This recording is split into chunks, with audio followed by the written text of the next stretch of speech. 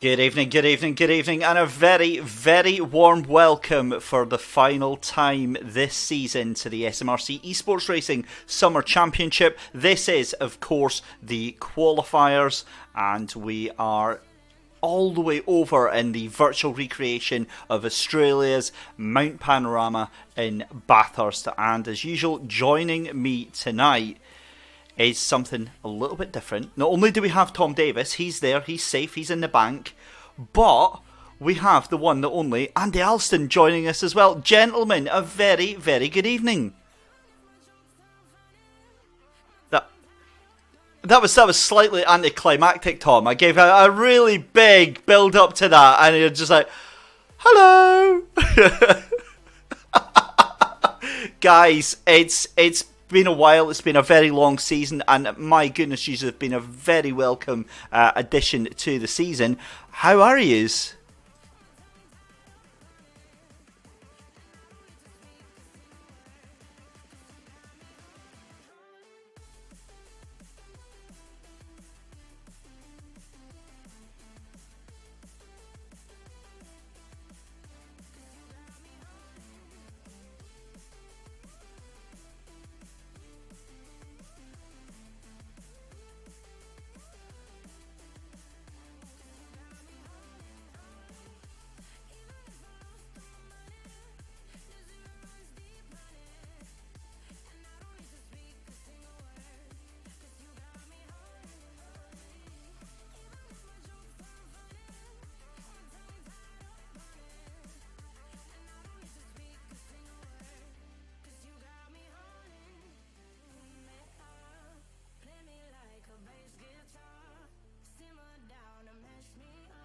Well, I've got to be honest, guys. I mean, the extra pressure is probably because, you know, they're on a world-leading broadcast such as this. It's not really a sentence I ever imagined myself saying. I'm not going to lie, but you know, Dorna and FIA are just quaking in their boots, aren't they, guys?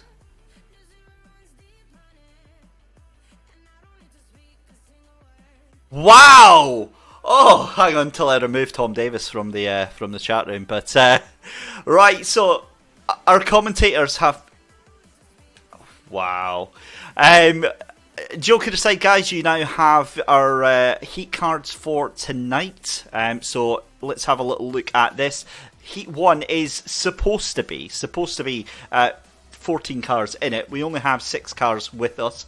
That may be due to a fact that we'll explain in just a second, but we have got Finlay Brunton, Glenn Alcock, Chris Drummond, Kieran Preedy, Colin Main, Darren Allen, Ewan McKenna, Rory Skinner, Kenneth Brewster, James McCracken, Ryan Smith, Andy Sedgley, Dave Noonan and Daryl Adams. That was who was scheduled to be in. We have 6 of the 14, and to be honest, I think that is mostly because, as I said, we have already, guys, crowned a champion, and that is, of course, Kenny Brewster.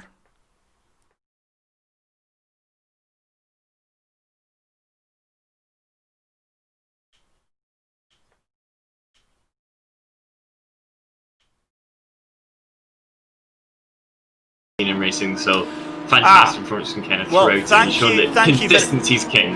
Tom, I'm going to jump in for a second because thanks to Annie Butterworth, who has just pointed out the fact that unfortunately nobody was able to hear you guys. So I'm sorry, I've just sorted that out. So let's rewind a little bit. Just as well, you really missed out what we were calling David. We were calling all sorts for the last couple of minutes, so he's spared his blushes there. You certainly have. Well, to be fair, you're back now. What it is I've switched to a brand new headset and I forgot to update that in OBS. So you're back, you're sorted now.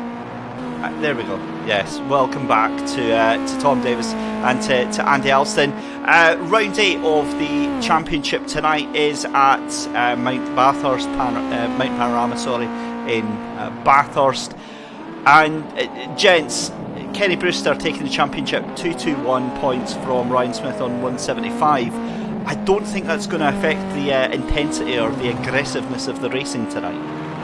I would say that it's almost much the opposite. We'll get to see Brewster kind of unleashed as such, just not having to worry about anything. And then you look at the midfield, you got Butterworth on 97, then just 7 back Stephen Clark, who's only 1 ahead of Preedy, who's only 6 ahead of Stewart. So as soon as you're in kind of 5th and lower, it gets really, really tight. So there's still a lot to play for. Yeah, certainly is. So, guys, it's been a long season. Do you think we're mentally prepared for Bathurst tonight? I don't think so, David. I think is this there is anything going to be, that could? we were talking a little bit about it off air and the first corner, because it's quite a short run into T1. But after that, there's a very, very long straight, particularly in these Ginetta GT5 cars as well. So that'll give the pack a little bit of time to hopefully settle. But that being said, once we hit the S's, the dipper, that part of the track, it gets very, very tight, very, very twisty. So there's plenty of opportunity for drama, shall we say. Excellent, good stuff. Well, chat, a very good evening to everyone there in YouTube and on Facebook as well. If you can let me know if you can hear the engine notes, as always, we'll make sure you can do that. This is the thing about having a couple of weeks off in between, is that you lose track of everything. You get out of the habit of it, and it felt, all that more because obviously we had a longer break in between the final rounds. But we had the last rounds of the iRacing Summer Championship, and that actually went surprisingly hitch-free. So it just shows that there is the potential for doing some very, very clean racing here at Bathurst. There's potential. I think it was either Andy or myself said that. Well, yeah, because I think we'll see a lot of the guys make it to the end purely because there's walls all the way up the side of the mountain. So if you get pushing and shoving, you'll just bounce off the wall and come back in. But having watched some of the iRacing versus the kind of race and aggressiveness that we see in the Project Cars Championships, I'm not sure we should assume that it's going to be entirely clean. What about yourself, Andy?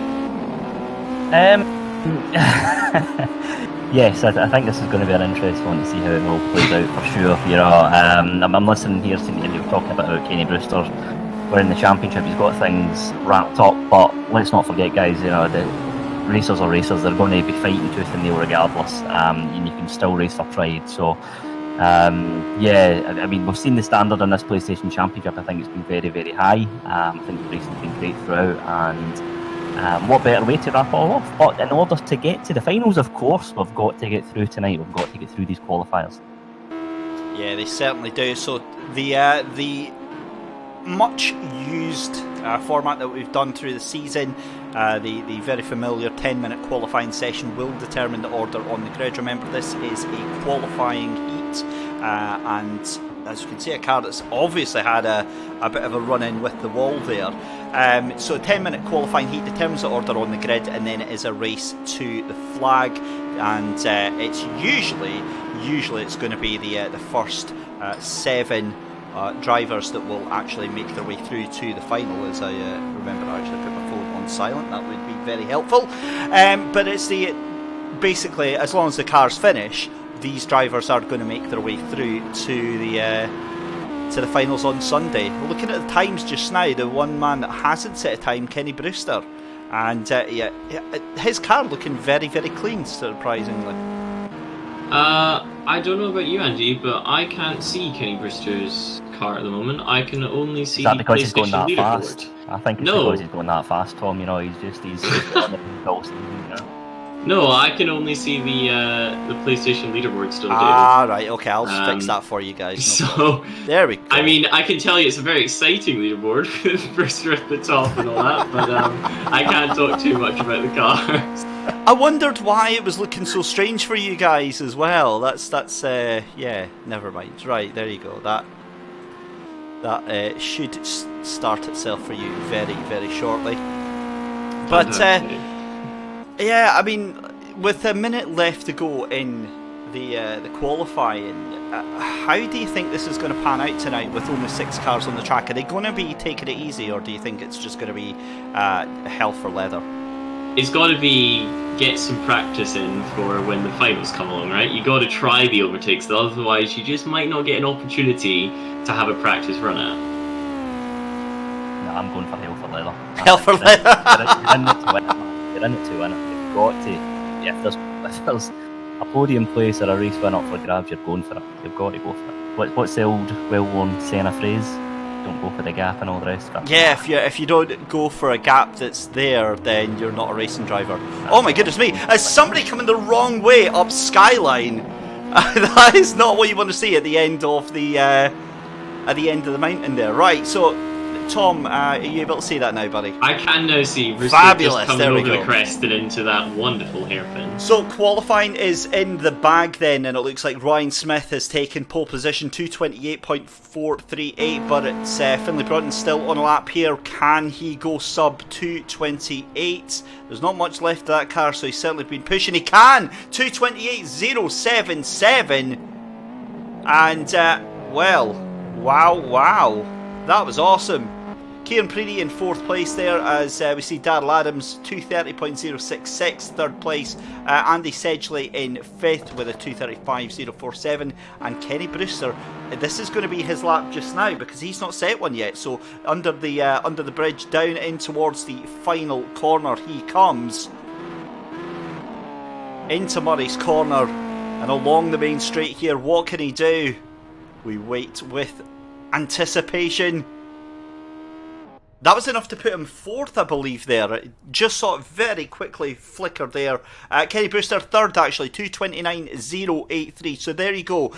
Finlay Brunton from Ryan Smith on row 1. It's then Kenny Brewster, Darrell Adams on row 2. And then it's Kieran Preedy, the need for Preed, alongside Andy Sedgley. Guys, any last words? Keep an eye on Ryan Smith. His first sector time was 3/10 quicker than anybody else. So if he can line it up through the first few corners, he could be leading by the time we get to the mountain. Well, yes, absolutely. Sorry, you were saying there, Andy. No, absolutely. But I think Finlay Brunton, he's racing with his tail up, very, very quick driver, and he's put that car on pole. So if he can get a good start here, every chance he could run away with it. Well, gentlemen, it's a privilege to have you both here for the final set of heats. Then away we go, and it's a cracking start there from Finlay Brunton. An even better start for Darrell Adams. They're going to move to the inside as they go in towards turn 1. Hill corner is going to be 2nd place then for Darrell Adams. Great move already, and they're side by side coming up that mountain straight here. I think he's already lost that place back to Ryan Smith. As you can see, Kenny Brewster is very tempted to make it 3 wide. Meanwhile, Finlay Brunton is absolutely checked out already, almost a second, and we've only done 1 corner. Keep an eye on it. Remember, they've got a huge back straight, so it could yet come down, but Brewster's going to challenge to the inside. This one's only a little bit of a braking zone, and then you've got to swing all the way around, and immediately this contact. Brewster loses out just a little bit as a result of that, and throughout all of it, Kieran Preedy in that green car trying to get involved, but he didn't quite get the exit, and actually ended up losing a place. And that looks like a slowdown penalty there for Kenny Brewster, and that has bunched up Andy Sedgley to Kieran Preedy. So Kieran Preedy jumps up into that 5th position then. But have a look at this. Finlay Brunton is absolutely away right now, because that means that Ryan Smith and Darrell Adams in a little fight for themselves, and he is going to be laughing all his way to the bank right now. Yes, and once you're on your own, it's a lot easier to drive this circuit because you can just take your lines and not have to worry about a car suddenly appearing between you and the wall or something ridiculous, which can happen just due to how difficult this track is. People will be drastically better or worse than each other in various sectors, and actually, we might have seen a little bit of that just there. Yeah, big contact there for Darrell Adams there coming through Skyline, and he is looking very, very loose. Oh, huge contact! Absolutely massive contact with the wall there at Forest's elbow, and somehow that's still not enough to allow Kenny Brewster to catch up to him. But that gap for the lead has come down to half a second. I was just about to say that there. That gap is really, Ryan Smith's taking a fair chunk out of it there in those last couple of corners. Maybe Finlay, quite rightly on the first lap, just want to take it cautiously. They're getting the car through unscathed as those behind him start to flirt with the barriers. And I think that's the key thing at that part of the lap, guys. It's just keep the car on the straight and narrow. It's very, very difficult to overtake, and then you can really push on and try and build that advantage back up again. We're seeing it just over circa half a second just now. Ryan Smith's still hot in his heels though. Yeah, Ryan Smith is definitely closing. He's got the lights ablaze trying to put the pressure on. If he can get a decent run through turn 1, the slipstream is very, very powerful, and you can make overtakes on the entry to the mountain. If you can lead through it, you could easily run away with it in a similar style to what Brunton tried to do last time around. And there we go, that's Finlay Brunton in defence mode right now, moving to one side, then the other of Mountain Straight, and a little tap of the brakes. That was very unusual, so that actually allows Ryan Smith to catch up a little bit. I wonder if he's just trying to keep the car under control as they go into turn number 2 there. Much better exit out of the corner for second place of Ryan Smith through Griffin's Bend. They come up through the cutting, it's a left and then a left again. It's how late do you want to be on the brakes. Beautiful line from Ryan Smith, much wider but gets a much better exit from the cutting, and then it's up through turns 5 and 6, Quarry Corner. We'll stay on board then with Ryan Smith as they go through Reed Park and then over into Frog Hollow, turns 7, 8 and 9 consecutively. And this is my favourite bit, Sulman Park. Beautiful, beautiful straight bit of road here, and it's straight into McPhillamy Park. And then that iconic bridge, that stunning bridge at Skyline, and the scariest corners of motorsport. Down through the hill at Skyline, and Ryan Smith has absolutely got the number of Finlay Brunton right now. He's gone a little bit deep though. I actually didn't manage to get the car slowed down, maybe sliding around a bit more, because he definitely looks as if he's happy to let the car do its thing, and I think he's made contact with the wall once again at the same spot. Exit from the hairpin, incredibly important, and in fact Finlay Brunton's not got it. It was very, very deep, and that just allows Smith to close up all the time, tucks into the slipstream on this huge, huge back Conrod straight. He'll close all the time, but it's a difficult one to make a move at the end of. Oh, no way. They're going to be side by side through the chase. And this is an amazing track. One of motorsport's fastest corners. Through the right-hander, and he makes it. But is it going to be on the brakes for Finlay Brunton? It is. Beautiful move up the inside to take the place back for Finlay Brunton. And it's going to be as you were as they come through in towards Murray's Corner to start lap number 3. Amazing stuff. And I'll tell you what, this has already exceeded all of my expectations. Tell you what though, guys, aside from Boris Elbow there, I don't think Finlay Brunton put a foot wrong there. Honestly, I'm just watching him making that Ginetta as wide as possible on the track is making it very, very difficult for Ryan Smith to try and force a way through there. And again, look, I mean, if you've got track position, you don't need to push necessarily. You don't need to be the fastest car out there. You just manage the pace between you and the car in front, and Finlay's doing a great job of that so far. Have a look though at Ryan Smith. He went very, very wide on turn 1 there. I wonder if that's going to be a slowdown penalty. Also, Darrell Adams now back into the fight, and Kenny Brewster just 2 seconds off that as well. Beautiful move up the inside for turn number 2 there. And is that going to be a deliberate position swap? Oh, and almost straight away back in. Great action there between Ryan Smith and Finlay Brunton. And here comes Darrell Adams into the mix as well as they go up towards the cutting.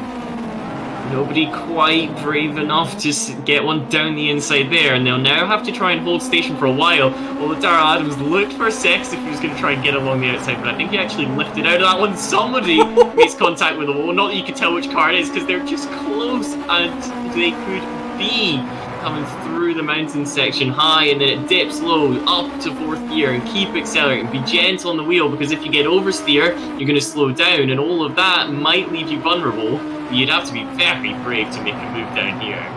I'm going to call it right now. This has been one of my favourite races of the entire season already. This is an absolute poster child for the SMRC eSports event. 4-car battle for the lead for the final qualifying heat of the season, the final round here at Bathurst. Oh, and a bit of a mistake there from Ryan Smith. I think the connection made it look a little bit worse than it was, but that allows a gap for Finlay Brunton. Finlay Brunton puts 2 wheels on the exit of Forest Elbow. They're all on Conrod Straight here. Oh my goodness me, I have got no idea. With just 3 minutes left on the clock, what on earth is going to happen here? Well, there's definitely going to be something that's going to have to change, because they're currently side by side, almost 3 abreast as they come into the chase. Something's going to have to give. Surely Ryan Smith on the outside.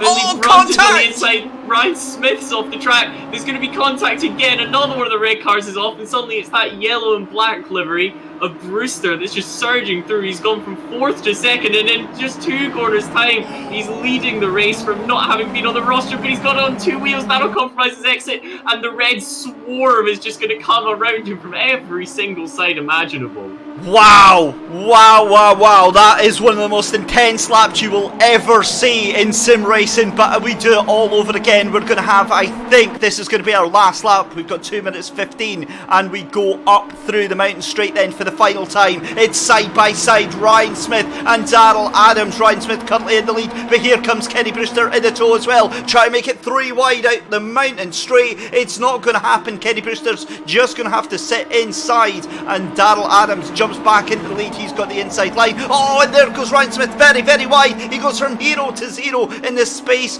of half a second. Has he dropped off that group? No, he's still under a second behind them, so he can easily catch right back up. It's Darrell Adams in the lead from Kenny Brewster, and then Finlay Brunton hold off in 3rd place with Ryan Smith in 4th. My goodness me. Fantastic action here, I have to say. Darrell Adams, he's stolen a march on them there. He's just been letting Ryan Smith and Finlay Brunton scrap out for much of this race. He's made his move count here with what we think is going to be the last lap of this race, but any one of these 4 cars here could quite easily win this race, and Kenny Brewster, he's right in there. Oh, contact! And that's Finlay Brunton off at Skyline. That was a fast incident. That's what we were saying about the oversteer. He tried to let the car do its own thing. As a result, he's out of it. But these 3 at the front, they're not going to stop battling anytime soon. It's still Darrell Adams that leads from Brewster. Brewster's looking very racy. He'll surely get a better exit out of Forest Elbow just because he's able to use more of the road. It will be slipstream heaven now for the next kilometre or so on the run down to the chase. There were 3 abreast last time, and I'm not going to pick who's coming out of it ahead this time. Well, it's all or nothing, isn't it? There we go. That's Kenny Brewster to the inside of the chase here. The right-hander. Oh my goodness me. Has he made that stick? It looks it, but it's going to be outbraking for Darrell Adams. The car squirms under braking there. Oh, beautiful move from Darrell Adams.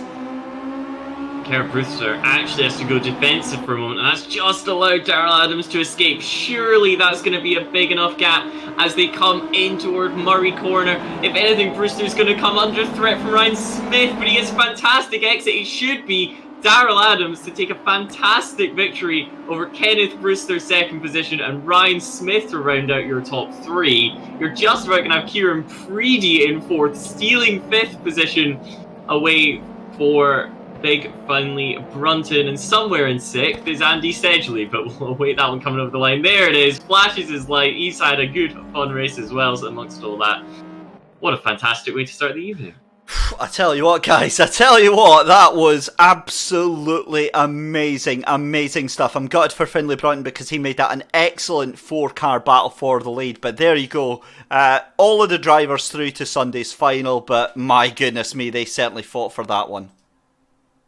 Certainly did, have to say, just sitting here as a Ferrari fan, a real pleasure to see some red cars fighting at the front. It makes a welcome change. Alfa Romeo, if you know there. Alfa Romeo. Oh. I'm not better can we get an F in chat, please, for the Ferrari fans? But no, great start to the evening. I have to say, some really, really good quality racing, and you could barely split that top 4 for much of the race as well. So, guys, I think, hold on, this is going to be a real cracker tonight. Yep. So we'll take a very, very short break. We'll be back in about 5 minutes' time with qualifying from heat number 2.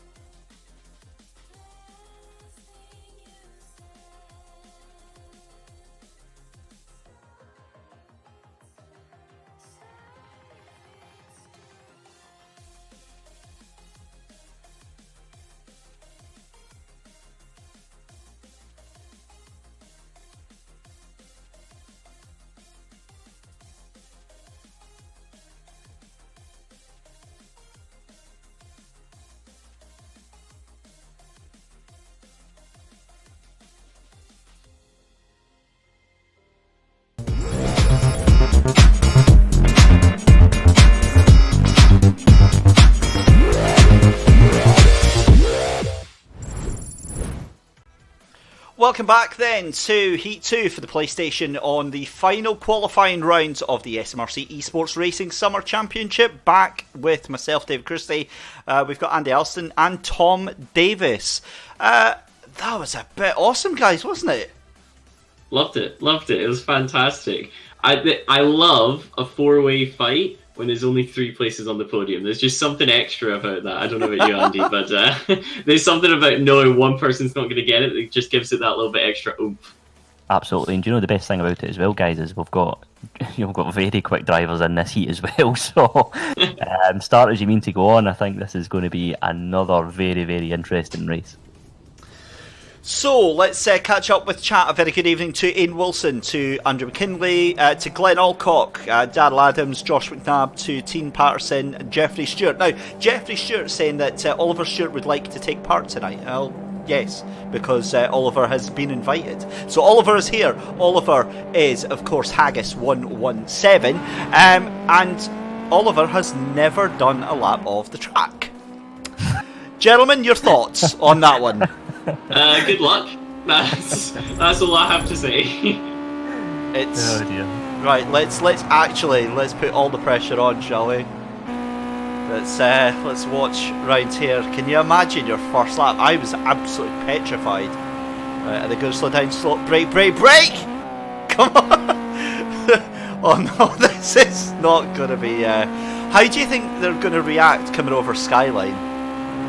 Well, that's the tricky part of the track, isn't it? Because the back end of these Ginetta cars gets very, very light, and there's this battle of nerve, isn't it? Because you want to brake as late as possible as you can, obviously, but it's these Ginetta cars. We all know they're perhaps not the fastest, but they're very, very tricky to handle on some occasions. In that part of the track, in particular, cars could quite easily take off. Right, so chat, I want you to be ready with the Fs for if anything happens to Oliver here. But, wanting to maybe upshift, perhaps? But this is possibly just having a sighter lap, but down through Skyline, over the hill, right, left, oh no! And it's good night, Vienna. No, to be fair, that was only just we've seen worse.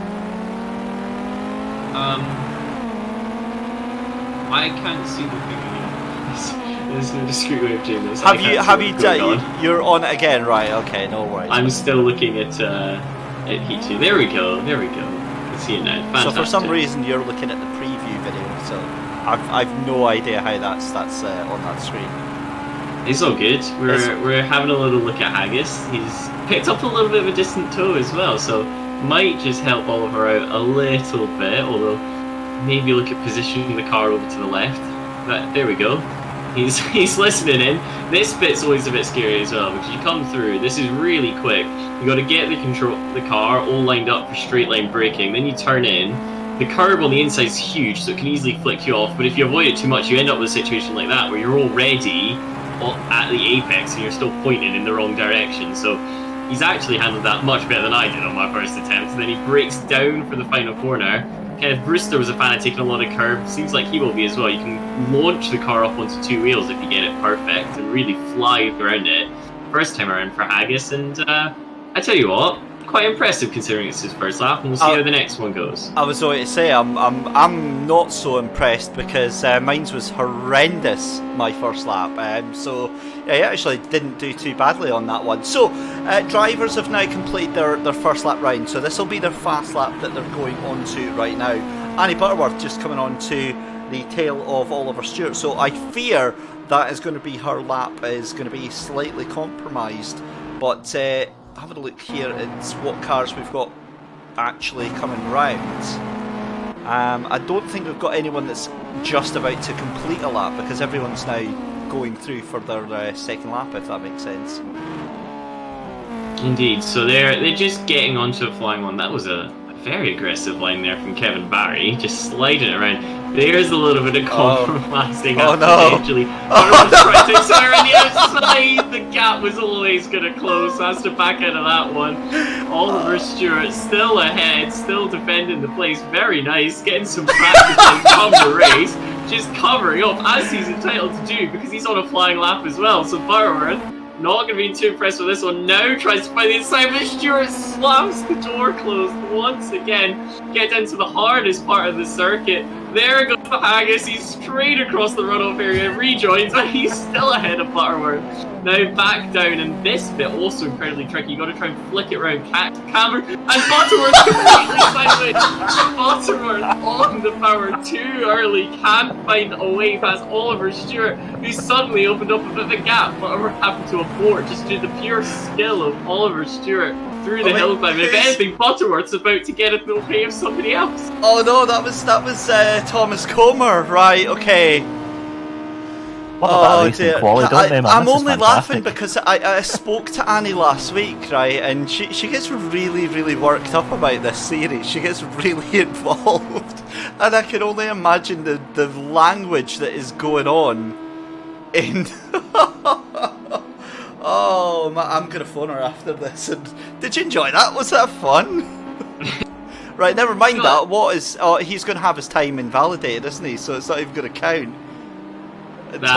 Yeah. Yeah, because went straight across, so maybe should have gotten out of the way once he went across the runoff. We'll see what the lap time is like from Thomas Comer here, though. That was looking very tidy for the amount that we saw that majority white car across the line for Thomas Comer. Goes pole by 2 seconds, so very nice lap from Thomas. What's Annie's lap gonna be? Let's have a look here. Oh dear. Oh dear.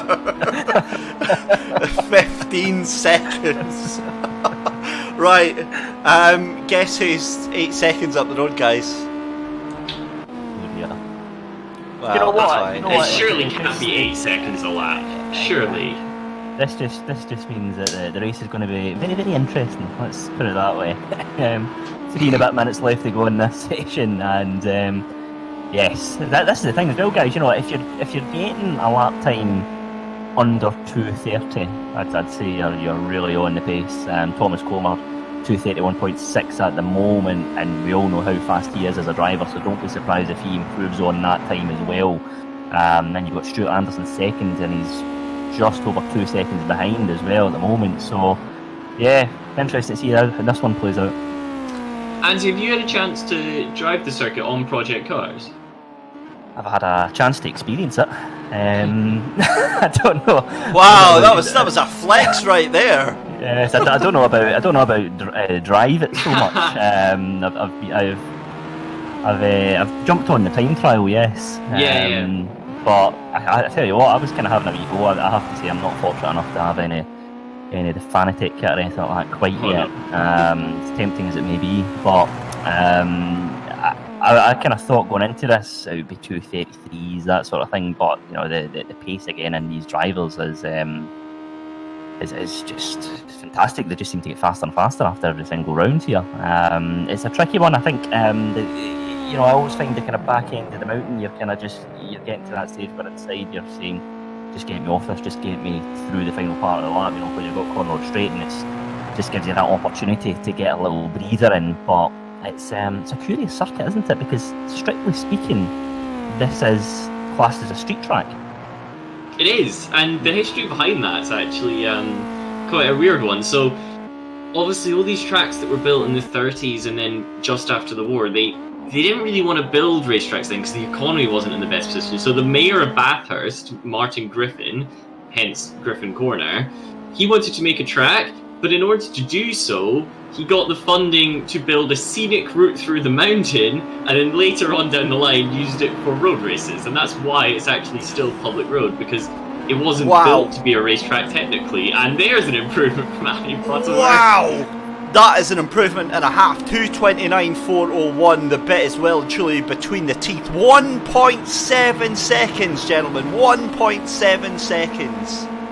That's a very good lap, and it's actually got a little bit of a slipstream down the mountain straight here. So if that car gets out of the way, and it actually might even see an improvement this time around. A flash of the lights, because I believe it was old Oliver Stewart just up the road. Annie wants to try and improve. She could yet try and go for a 2:28 here. 4/10 is something you are able to find, but that blue car has been the end of her lap before. It might be the end this time around. Closing already. Will Stewart get out of the way this time. I don't think he will. He's defending the place once again. But to be fair, he's got a lot more speed than he did last time, and he's given her a toll.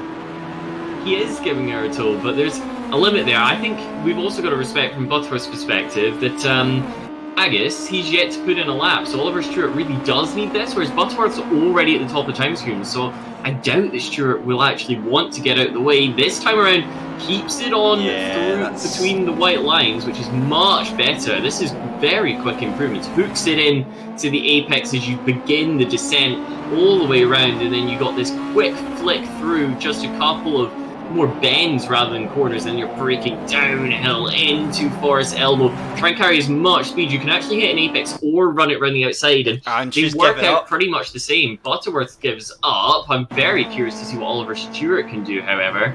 And I tell you what, while we've been saying that, Andrew McIlvray, 228.793. Stuart Anderson has given up as well. He's had enough of that one, 231.273. He's happy with that. Let's see then what Thomas Comer can do, because he's going to come across the line very shortly. Stuart Anderson is down there. Kevin Barry, was on the 231.273. My eyes are on Oliver Stewart here, because he's the only one that doesn't have a time set, and we've got 3 seconds from start to finish here. It's very, very tight, and I'm amazed by that sub-29 lap. But here comes Stewart. Thomas Comer into third. You're spot on. I'm not sure that was a valid lap. I didn't see anything change. Nope, it wasn't. So, yeah, Oliver Stewart doesn't get a lap in. There you go, though. There is your starting lineup, 228.793 for Andrew McIlvray, alongside Annie Butterworth on row 1. Row 2 is going to be Thomas Comer with Kevin Barry, and then row 3 is Stuart Anderson and Oliver Stewart. Great lap from Andrew McIlvray there just towards the back end of that session, but I think we all know that Annie Butterworth has got a bit more pace in that car as well. Maybe didn't get a chance to show it, so this will be very interesting here as the lights get underway. And here we go, good start Andrew McIlvray there. He's on the inside line here as well. Annie Butterworth hasn't got the jump in there. It looks like Andrew's certainly defended, got inside there, and he takes off into the sunset. Look at that, really good start there as well. Thomas Comer hot on the heels, though, into third place. It looks like, is that Stuart Anderson down at the back of the pack there? I wonder what's happened there. Contact between Kevin Barry and Stuart Anderson there. That's what's happened. So the two of them off into Hill Corner, and that leaves a very unlikely Oliver Stewart up into fourth place. Only one more and he's on the podium, and these three are close enough that they might just have a little bit of contact. McIlvray comes back for a late apex and was very close to the normal racing line of Butterworth as he swooped back in. They'll come up to the hill. This is really your last chance to make a move before we then reach the Conrod Straight. Everyone's sensible enough on the first lap just to file in and try and suss each other out a little bit. Don't speak too soon. Don't speak too soon. Look at the intent from Annie Butterworth. She is absolutely raring to go, and I don't think actually this season she's had a win yet, has she? Not that I'm aware of, although that could be wrong because I am forgetful and human, and she's looking very, very racy, although so is Thomas Comer. If anything, it's the front car, that number 37. Looks like they're holding them up. Full contact there. Comer got such a good run, just bumped into the back of Butterworth. They're now once again down the hill. This requires a completely different skill set. It's a completely different technique of braking when you're coming down as opposed to up, and Bathurst really does expose you if you're not able to do the downhill braking, not least of all because if here where Butterworth looks to the inside, move not quite available, but somehow she's still got a better exit as Comer makes contact with the wall in the background. They're almost opposite in terms of speed onto the straight. Who's going to come out ahead at the end? Butterworth getting closer, moves to the inside for the beginning of the chase, but we've seen before that it's incredibly hard to hold that into the next braking zone. Can Butterworth do what nobody has been able to do in the first of these heats? She's on the inside, flat out through this one, remember. There's contact between them. Both of the two outside line cars are in the grass. Both of them are going to try and get the move done on Butterworth. Butterworth defends one, then closes up once again onto the back of Andrew McIlvray, but McIlvray just about manages to shut the door, and Butterworth will have to find another way of getting by. Wow, what a mega race we've got going for qualifying heat number 2 there, as we see Annie Butterworth slow round the final corner there, and that allows Thomas Comer on the inside towards turn number 1, but this is going to develop all the way through the next 7 minutes guaranteed. And have a look at that, that is Kevin Barry just 4 seconds off. Don't discount him, give him a lap or two, and I probably imagine he's going to be right on the tail of these two. Meanwhile, as we start lap number 2 then, it's Andrew McIlvright from Thomas Comer, Annie Butterworth in 3rd, Kevin Barry in 4th, we've got Stuart Anderson back there in 5th place, and then it is a rather crumpled looking Oliver Stewart. It's just a new aero design. Weight shedding. Give it a bit more acceleration. Andrew McIlvright. No, Thomas, flying through there. It's never mind weight level. shedding, it's a shed. I think, fair enough, I don't really have a response for this. It doesn't offend somebody, so we're just going to carry on. Andrew McIlvright, he's beginning to get away, and I think that's because Butterworth is almost forcing Thomas Comer to a little bit defensive. Just to say that, though, McIlvright was near enough in the wall for a split second, so that could allow the cars behind to catch up. And you see this a lot in various other forms of racing, where Butterworth, she's not able to make a move, but because she looks aggressive, she looks as if she's attacking, that forces the car ahead to go defensive. It just slows them both down. I think Thomas Comer's quite as confident on the brakes in the mountain, guys. I'm just watching there. It just seems to have the car just looks a little bit more unsettled. I think, you know, and is Annie just going to drop back here by the time and try and get a move on Conrod Straight? In the meantime, this is letting Andrew McIlvright potentially pull away a little bit. They're gap just over 0.3 of a second now. But interesting one, 5 and a bit minutes left to go, so they'll get perhaps 2 more laps in round this track, and still all to play for again. Any one of these front 3 cars are in with a chance of winning this race. Oh no, this has gotten trouble written all over it. Annie Butterworth is desperate to get right back up the front there. Thomas Comer is going to have the tow as well from Andrew McIlvright. The speeds on these cars are going to be absolutely incredible as they come over one of the fastest corners in motorsport, through the chase, the right-hander, and it's down in towards the chicane here. Nicely done for Andrew McIlvright to still hold on to Thomas Comer there, and Annie Butterworth is looking very menacing in 3rd place there. Oh, they fan out and then all just settle in once again. We will just about get 2 laps in. I don't think we're going to manage yet another. Lap time's not dropping low enough for that one, although they are very quick. Andrew McIlvright leading the way, breaks down, and this is the sector where he looks pretty strong to me. When it's flat and going up the way, he looks good, but the past couple laps, it's almost as if, once again, you spotted it on Thomas Comer, Andy. I think it's the same for McIlvright. Downhill braking just seems to unsettle them a little bit in comparison to Butterworth.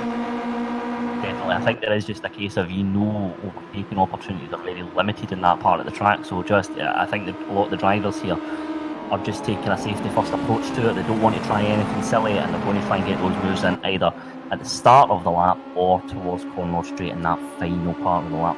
So expect this front 3 just to bunch up, and we'll see how things pan out towards the end of this lap. Oh, that was a bit of a moment for Thomas Comer there, sorry. He was very aggressive on the throttle. That's going to leave him potentially vulnerable to Butterworth. His exit speed was simply not there. Butterworth tries to get a run. There was almost an overlap. I think she just had to back at that one at threat of becoming a sandwich filling between the car ahead and the wall ahead. Yeah, that's never a sandwich filling that is particularly appetising. But the gap now about a second for all of these 3 cars, so it looks like that Thomas Comer dropping back, but he is just so much more confident and so much more speed. You guys have pointed this all through the race, and yeah, he's just got so much more speed through the downhill section. Butterworth takes an aggressive line into there, doesn't she? She's done it lap after lap. I thought it was an attempt at an overtake the first time I saw it, but in actual fact it's just that line she takes, so she can get on the brakes as late as possible because she's not having to steer. Not a great exit for the leader, but that line for Butterworth is certainly working, because if anything, she's going to make Thomas Comer have to go defensive. They're all slipstreaming in a line on the run up towards the chase for the 3rd time of asking. Butterworth actually dips a wheel on the grass. You need to be careful there. You don't unsettle the car. They're bumper to bumper to bumper on the run into the chicane. Who's going to brake latest? Well, it was McIlvright, but he broke a little bit too late. That allows Comer up around the outside. He's got that place. Butterworth looks for it as well, but the door just shuts and she's squeezed out once again. She's still got a little bit more speed. Dives to the inside, looks back to the outside. McIlvride's going just defensive, almost clips the back of Comer. That'll surely compromise his exit. It might have. They're going to crawl him across the line in a different order, but that's no mean that they're going to come across the line in that order next time around. Yep, final lap we go on to just now. Sorry, Andy, you were ready to say. No, I'm just going to say that was arguably the first mistake of the race there from Andrew McIlvride. He's had a very, very strong race so far, and it's cost him going from first to second.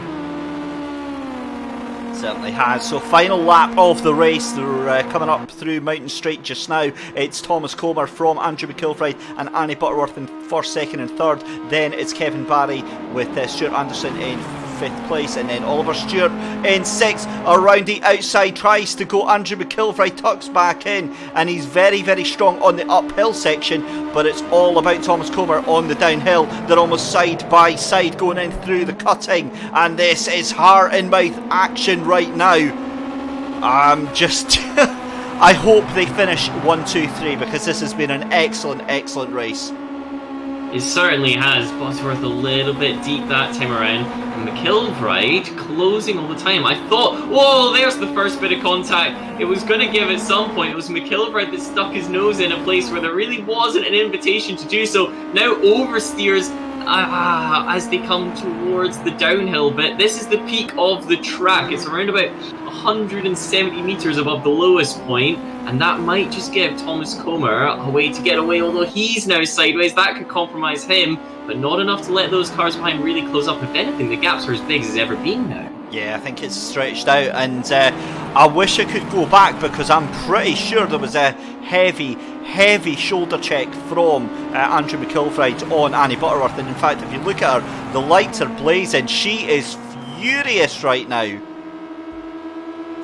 She thinks she's got the pace in that car to win it, but she's certainly not got the time. If anything, she's the furthest away now. She's a second off of McIlvride, but McIlvride's only a few tenths away from Comer. He'll close all the time. The move on the brakes here is just going to be a little bit too much to ask, I say, as McIlvride comes in incredibly hot, somehow gets it stopped for the corner. Surely won't be able to fire it off quite as well. Actually gets it better than I anticipated, but not enough to close up onto the back of the Comer car. It should be a victory for Comer. McIlvride not quite close enough to challenge on entry to the final corner. He's going to try and run it all the way around. That's not on. What's his exit doing? Butterworth is going to close all the way on the run to the line. It's a drag race. Is it going to be green or is it going to be back? It's going to be Butterworth. Green. Butterworth pinches second position on the line. Comer wins it, and McIlvride, despite having led for the most amount of time, I think, crosses in third. He had a time penalty, that's why he crossed the line, and it had a slowdown, and that's given him a 1 second penalty. So Annie Butterworth inherits second place. But my goodness me, what a win for Thomas Comer. A brilliant strategy there. And Annie Butterworth in second place, Andrew McIlvride in third, with Kevin Barry in fourth place, fifth place for Stuart Anderson, and then Oliver Stewart. All of these drivers again qualify for Sunday's final. Gentlemen, that was just a bit awesome. Another real treat there, wasn't it? Yeah, some fantastic racing there. Well done to Thomas Comer.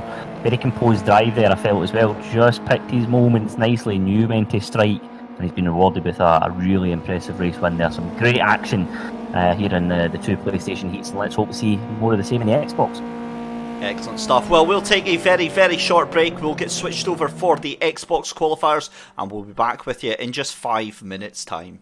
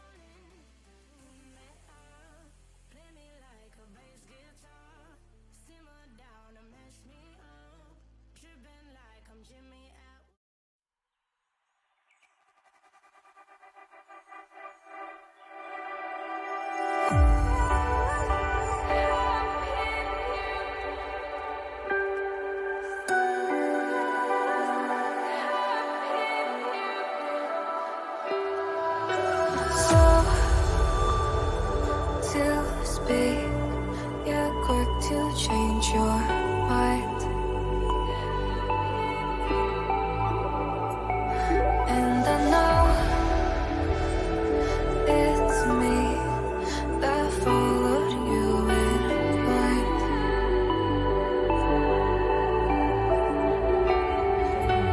I could say that you didn't need, but you wanted me.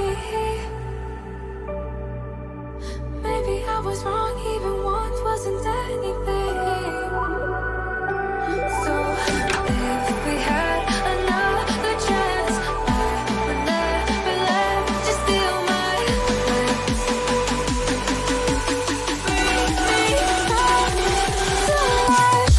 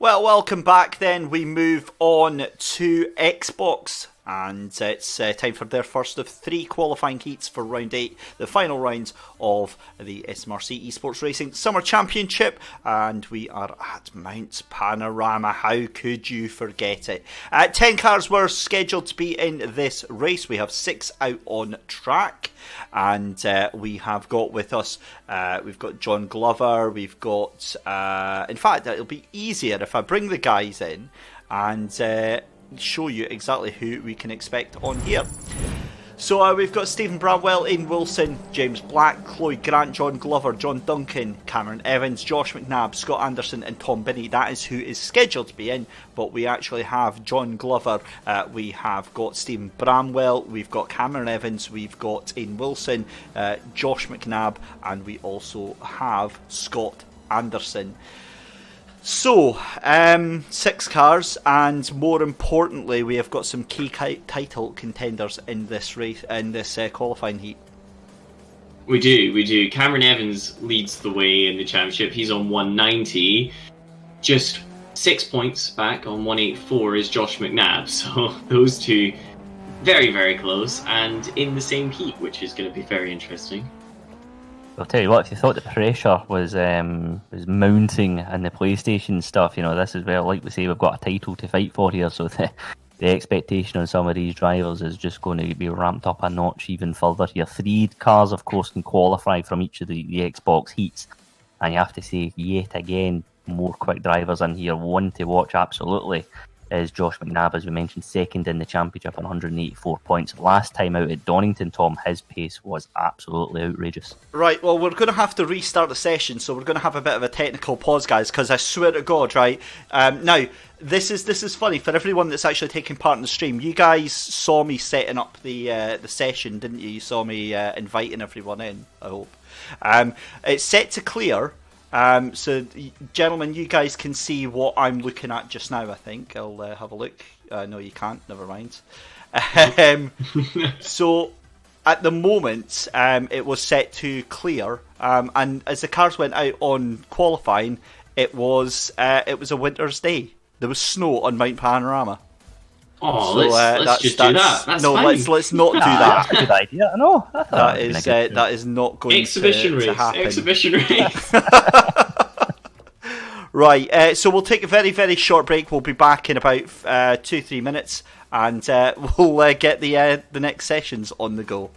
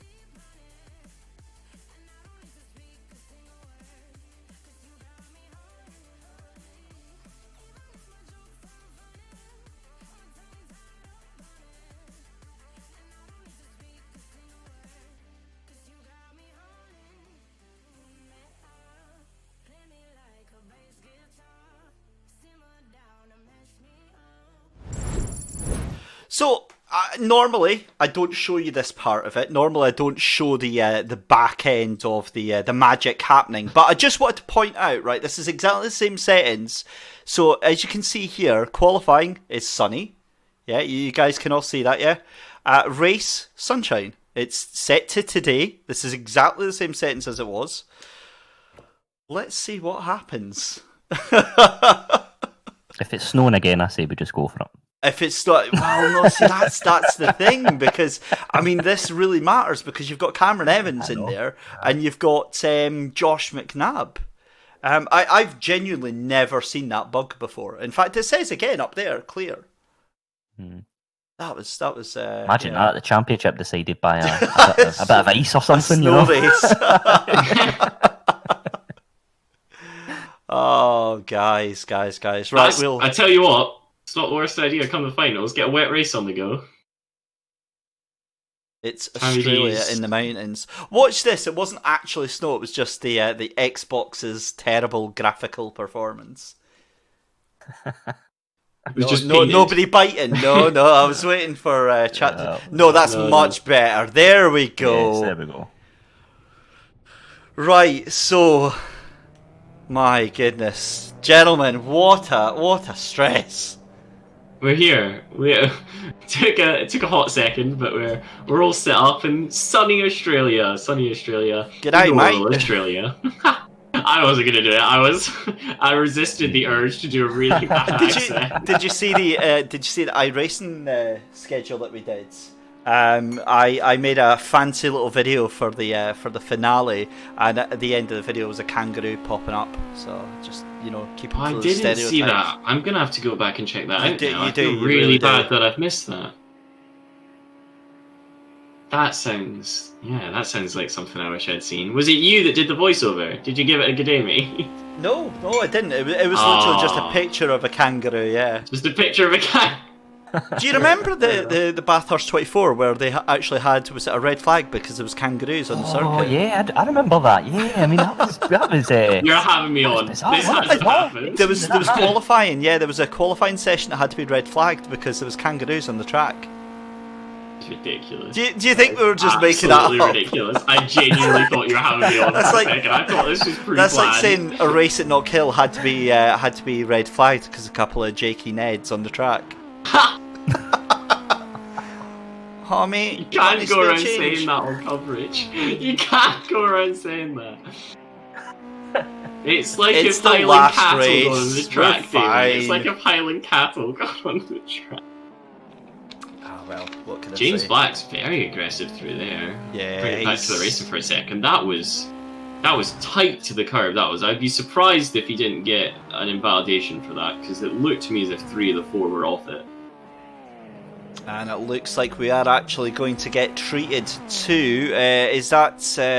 Let's see. That's telehandler. I'm pretty sure has just appeared. So that. Sorry, telehandler. What? Deluxe even. Scott Anderson. Telehandler. Isn't that one of those big movable crane things? A telehandler. I'm sure it is. I'm gonna have to Google that now. I'm sure telehandler is like a. It's like a big plant. Yeah, it is. It's like a little JCB thing. Obviously, other telehandler brands are available, with like a little fork on the front of it. Alright, okay, so it's like a big forklift? Anyway, that's completely negating the point that I was trying to say, that it just means we've got an extra car that I didn't see coming in. Never mind, it's fine. Scott Anderson is there. But the car's just about to go and start their first flying lap and come to the end of it. What are we thinking time-wise? Because I think it's going to be between Josh McNabb. Now, hang on. What has happened here? Because where is Josh gone? Yep, certainly not there. Josh McNabb was having a moment beforehand as well. I think he certainly only was. just popped in, so that's... Look at the glamorous behind the scenes. Just avert your eyes here, viewers. Just close your eyes for 30 seconds. We'll just pretend we can't see this. We'll give you some radio commentary. It doesn't here. let us because we're already in the game. You can't get re-invited. Oh my god! That is a bombshell. Well, right, you guys can chat amongst yourselves, because I'm going to have to go and find out what we do with this. Because the thing is that anybody else that's had connection issues, we've seen if we can try and squeeze them in. So given that there is less than 10 cars in, if he can't make it into this one, I'll have to see if we can squeeze him in. In fact, there we go, he's got himself back in there. Oh, good. He's coming and going though, so we'll wait to see what that connection's like come the race, because that is that's not good. That's an interesting one, to say the least. I've not seen that in and out, shake it all about, hokey cokey style connection before. He's probably got just enough time for maybe one lap in here as well, guys. 5.5 minutes left in this session. It's going to be tight for him. Oh, sorry, Tom. Tom's lost me there. Can you imagine PlusNet advertising their in-out, shake it all about, hokey cokey internet connection? Oh, that's why they've not employed me yet. I'm loving the banter tonight. You can tell it's the last night where we're just having the bants. That's why you've not got all of us in beforehand, because this would have happened the whole time. This needs to be a thing, gentlemen. Well, I think we should all hop on the game at some point before I go away and give the guys a little bit of a not-kill shootout for a few laps. That's what I'm thinking. Let's do it. What consoles do you gentlemen have? I got PC. Exclusively. Right, your Master Race, obviously. Oh. Andy? Well, I got a Wii U, but I don't know if I want to disclose it on chat, because I have to admit I'm in. I'll be getting a PS5. I bought an Xbox. I was at that stage where I kind of wasn't. I can hear the tones of resentment and like I made a mistake. It was just a misjudgment, David. That's what it was, because I thought I was at that stage where I thought I'll be using Netflix a bit more and things like that. So I'll go for the Xbox, and I just wasn't feeling it. I don't know what it was. I just wasn't feeling it with it. Great console in its own right, if you're looking to stream and do various bits and bobs. But I started missing Gran Turismo. It's a game that I've grown up with and miss it dearly. So I'll be looking forward to Gran Turismo 7 coming out. But to answer your question, I have an Xbox. Yes, so that was a long way. Do you know what really annoys me about the Xbox? Right, I'm getting on my high horse here. We've opened up a can of worms here. So bear with me here, right? We've only got 3.5 minutes here. See, the battery life and the controllers are absolutely diabolical. I've went to the hassle of buying various rechargeable batteries, and you get like an hour out of them max. It's scandalous, man. And Andy, tell us how does that make you feel? I think I'll just bail out here, boys. He's going to go cry for a wee bit. We'll be back for the next one. Wait, is that because your headset's about to die of charge? Oh, yeah, I know. Well, I didn't even get a headset, actually. Do you know that? Because I got the game, and I was like... right, again, how many minutes have we got? 3 in a bit? Right, okay. We'll get this one quick. Basically, what I was thinking was, I'll get the F1 game, as you do, right? But then I didn't get all the Kinect stuff and all that carry on. So, see when you're trying to do pit changes and, change setup and set new tires and all the rest of it, so you try to do that through the controller, what an absolute nightmare. Like, you need to have the headset and all that to make it happen. Oh my god! Sorry, just got distracted there as we saw somebody going absolutely flying off. That was Stephen Bramwell, sorry, at the top of Skyline. My god. Oh! Wow. That's a big hit. That car turned into a trampoline on the exit of the hill section. That was... Yeah, you can't get away with that one. Some of them you can carry speed through, that one less so. So, right, okay, Tom, we need to chip in then and get our good friend Andy here onto the PC race, don't we? We do. It's tempting, isn't it? Because this is the curious time, because obviously you've got the new Xbox coming out, you've got the new PlayStation coming out. So do you commit to any of them, or do you? This is the thing. If you go PC, it's not cheap. But it can be. It can be. It's we'll skip getting deep into a technical discussion, but you could get a Ryzen processor, you could get a brand new NVIDIA 3070, and you could get a storming PC setup for about £600. Right, I'll buy you a cup of coffee, David, if you can sort me out with setting all that up. We will make it happen. Right. So the big news is Josh McNabb not in the session. He is still having connection issues. We will do our best to try and get Josh into the next couple of heats. We'll send out more invites. So the issue is not that he's not getting an invite, it's just that it's not letting him stay in the session for some reason. So yeah, that's a strange one. And normally what we do is we check the connection here, because obviously this is all coming from my streaming connection. And just give me a moment, because I'm going to bask in the chat glory that is Cormac Patterson, who's now developed a song for me. Back to qualifying though, Cameron Evans, pole position 2:28.273. That is a fast lap. Aidan Wilson in second place there, 2:29.567, and then in third place it's going to be Scott Anderson with a 2:30.026, and then in fourth place you've got Stephen Bramwell, fifth place is John Glover, and sixth place is James Black. So some mighty quick times, and I'll tell you what guys, 5 cars split by 4 seconds. That's very good for Bathurst. Bathurst it's a long lap. Whoa, that was not the best of lines there from John Glover, I believe. But Bathurst is a long lap. It's 6.2 kilometers, and a lot of that straight. So if you mess up just one little exit, that's there. Presto Evans, Cameron, he's nicked it, and that'll cost him a lot of time. So 4 seconds, what I'm trying to get to. Surprisingly easy to find that over the course of a race. So just in touch with the SMRC representative, Michael Weddle, who is my man on the inside, and just discussing all of the happenings. Even he got told that the PS4 was a cracking race, and I've already got a message from a very disgruntled Annie Butterworth, who's just sent me a gif of Dwight screaming from The Office. Oh man, I was on for a win there. Certainly wouldn't have put it past her. Yeah, awesome stuff. Right, qualifying is done and dusted. Cameron Evans, pole position 2:28. Oh my goodness me, 2:27.930 for Cameron. What a time! What a time! That's ridiculously quick, and there's no cars in front of him either. That's not come from a slipstream down the Conrod Straight. That is just pure pace. That's astonishing. Scandalous. So Cameron Evans lays down the gauntlet then. Aidan Wilson in second place, 2:29.5, but he's on for a lap. No, he's not, and it's good night Vienna for him.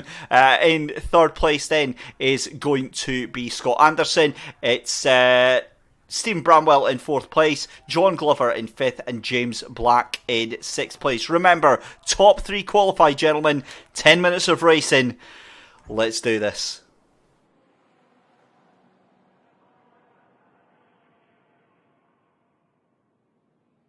So again, the cars get up to 2 minutes to make their final preparations for the race.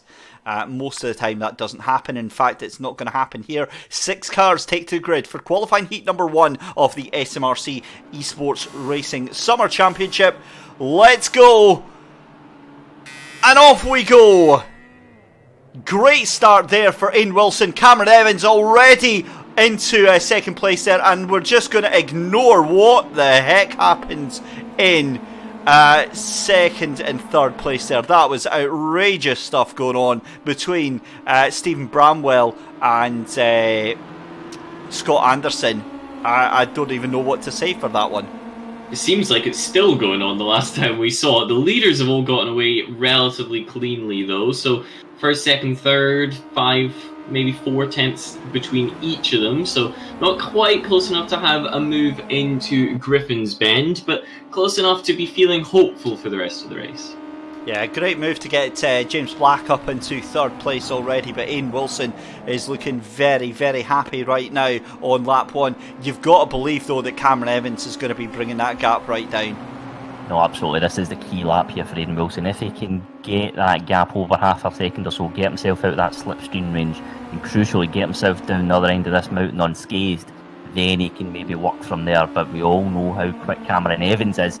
He'll be determined to really put some pressure on Aidan, because this is where things are going to get really interesting. We spoke about it a lot, guys, in terms of ramifications for this championship, and Cameron, he's going to want to do everything that he can to get that psychological advantage. Yes, this is qualifying, but you want to make sure if you're going to qualify, you want to do it in style. Well, let's focus on Cameron Evans then, because he is a man on a mission right now. This is the fantastic chase cam that we get on Project Cars 2. Oh, a little brush of the wall, that's going to slow him down, and that is not going to help him catch up to Ian Wilson. I guess it doesn't matter, does it? He just has to be in the top 3 to qualify tonight. That's what I was just going to say. Time and time again in the heats, I've gone, it's alright, he's in 3rd position, that's good enough. And then suddenly the top 3 are off in the gravel trap on the last lap of the race because everybody wanted to win it. So, whilst I would say he's in the top 3, it's fine. I've tried doing that before, and Cameron Evans ended up fighting for it. That, however, is Black. He's right up there. He's actually on a controller this time around because he's moved back to college, I believe. So, he's on a controller, and he's still showing that he's got very, very good pace. As here comes Cameron Evans challenging for the lead around the outside of Bramwell.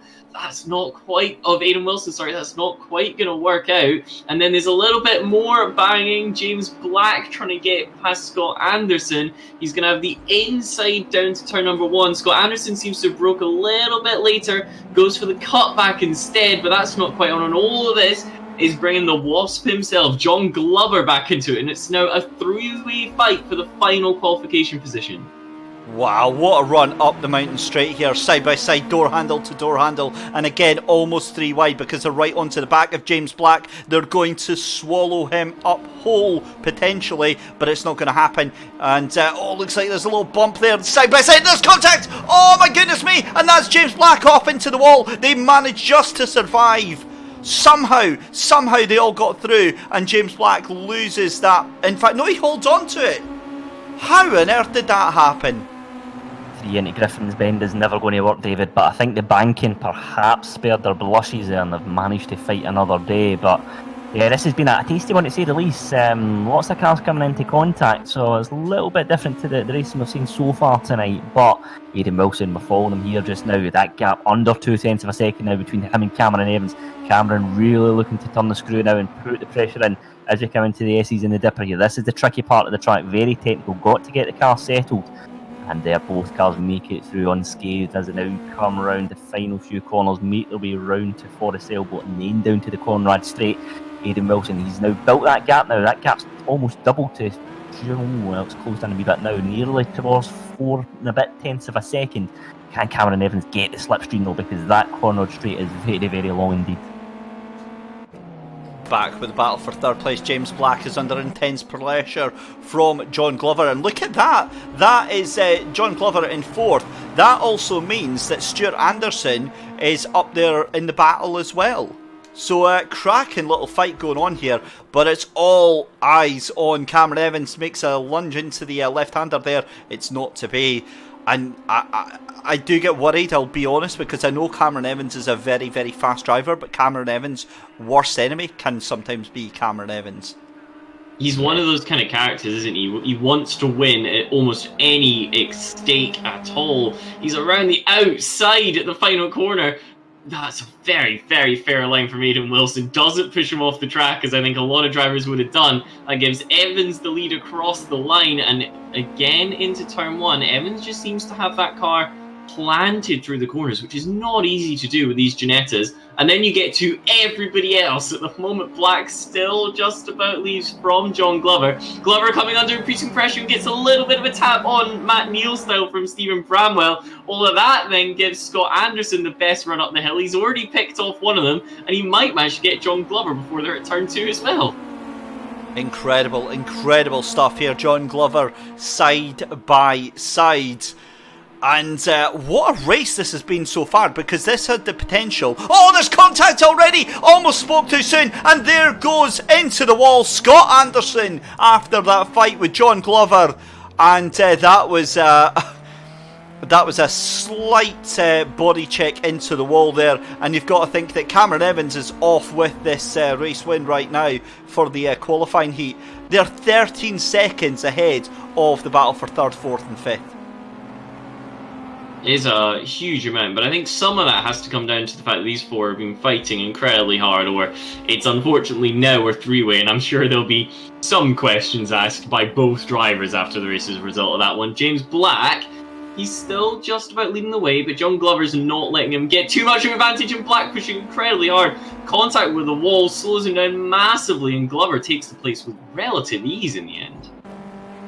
Now, what has happened here with Cameron Evans, I thought that gap had come down a little bit, but it's actually went straight back up to 1.5 seconds. So he is ahead there. That last lap round was a 2:27.947 for Cameron Evans. Stunning, stunning pace. Certainly is. You know, he's we all know he's a quick driver, guys, but you know, he's it's the consistency from Cameron, I think, that he's really shown in these last couple of races in particular. You know, he just brings it lap after lap after lap. Because Aidan Wilson is a very quick driver in his own right. So if Cameron's managing to pull away that gap, it's a testament to his skill. It's interesting, we just come across to Murray's corner here. Cameron tried the same move twice on Aidan, going round the outside. First time Aidan managed to shut the door, but second time round he gave him a bit more space. It's interesting that he decided not to dive up the inside for that move, but he managed to get it stick. And look at that gap now, over 0.2 of a second. Yeah, it's quite a commanding lead that he's got right now, and this battle for 3rd, 4th and 5th has stretched out massively as well. James Black making another mistake there, and that is going to allow Stephen Bramwell to catch up to him, but that's John Glover secure in 3rd place at the moment by 2 seconds, and that gap between your leader and 2nd place now up to 2.5 seconds. So Aidan Wilson looking very comfortable in 2nd place. He's not got anybody near him, 14 seconds away there, but yeah, this is looking like an exhibition drive for Cameron Evans. And that's always the fear. You mentioned the mental aspect coming into the finals. Aidan Wilson knows he's secure to make it through to Sunday, but on Sunday, if he wants to win it, he's going to need to be, probably by the end of this lap, 3 seconds quicker over the entire race, and that's not simple to find. It's findable, but he's going to have to put in the work to do that, and he knows that as well, which can be somewhat demoralising.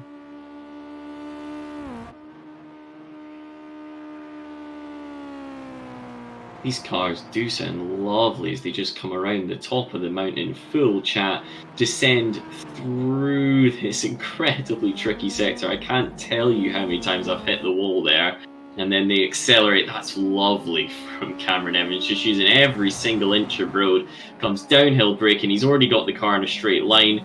Bumps around. It doesn't even bother him. Carries the speed around the outside. And he fires himself onto the Conrod Straight, which interests me in that it's 1.111 kilometers long now. Never used to be, of course. Sorry, 1.9. It's the mountain straight that's 1.1. Of course, Conrod 1.9, and used to be even longer prior to when they put the chase into it to try and get the World Touring cars here. You can get 6 gear in these cars as well, Tom. I think that's probably one of the rare tracks in this championship. You can get these Genettas into 6 gear.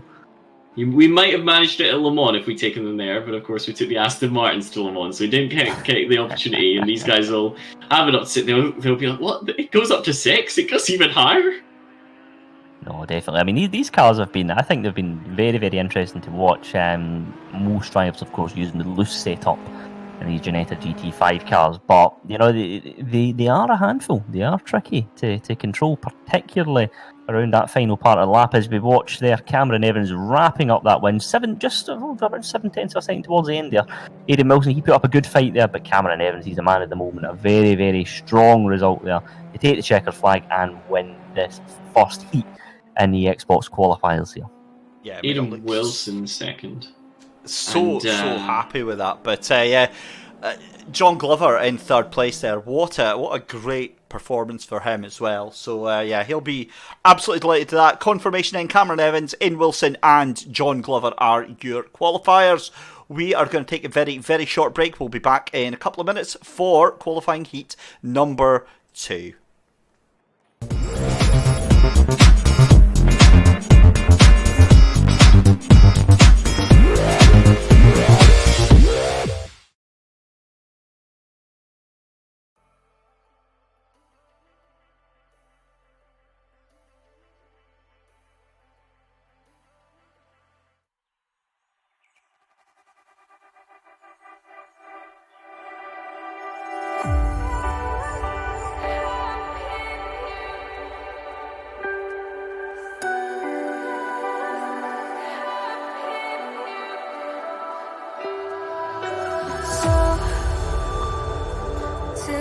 be, yeah, quick to change your mind.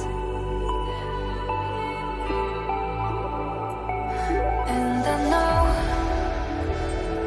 it's me that followed you in blind.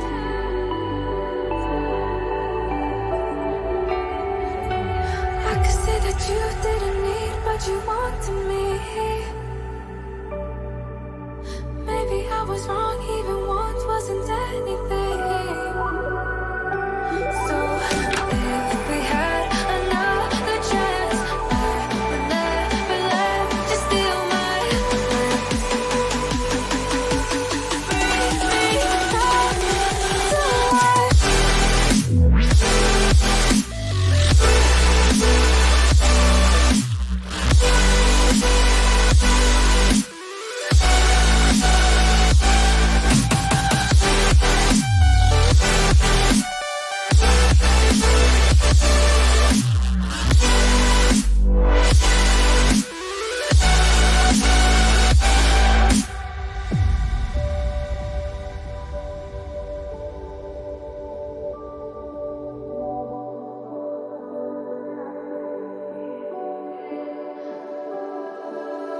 Don't dig deep like you would have a clue.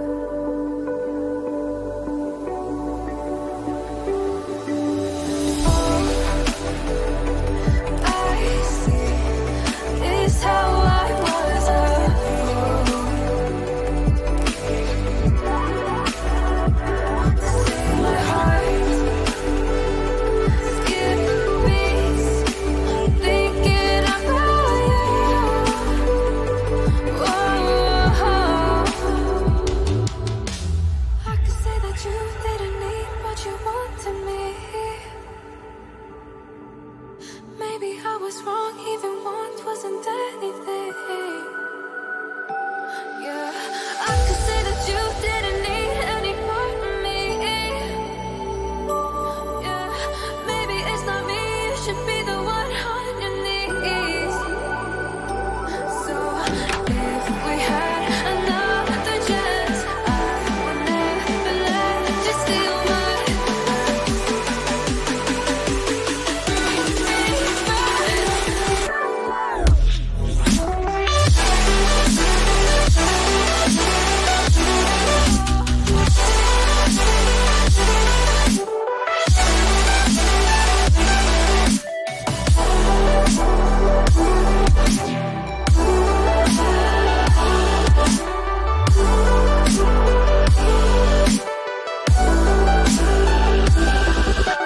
If we had another chance, I would never let you steal my glance. Bring me back to life. If we had another chance, I would never let you steal my glance. Bring me back to life.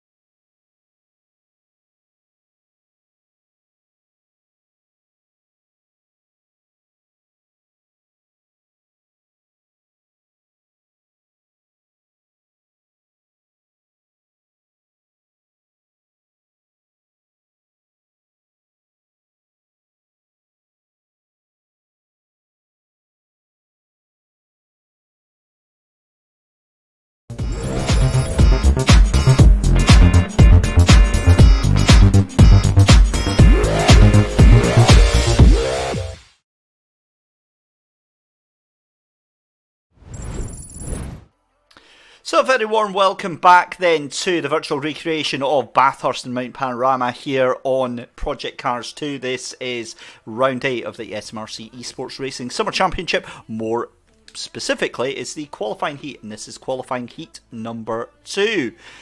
So we are just about to get started. We have got 6 cars out of the 10 that we are supposed to tonight. Well, 5 actually, because we'll try and get Josh McNabb into this one. And we'll see what happens with that one. But gentlemen, that was a very different race we had there in Heat 1.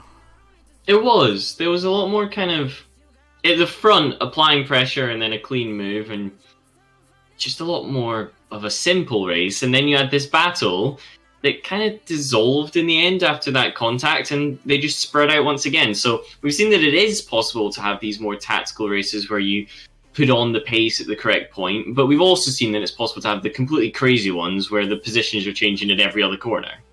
Yeah. So I was away to go and show exactly who we've got, but the funny thing about it is that would actually expose one of the reasons that we were so long in coming back for this one. So your boy managed to accidentally overwrite the Google Sheet that I was working from with the overwriting the usernames of the drivers with their full names.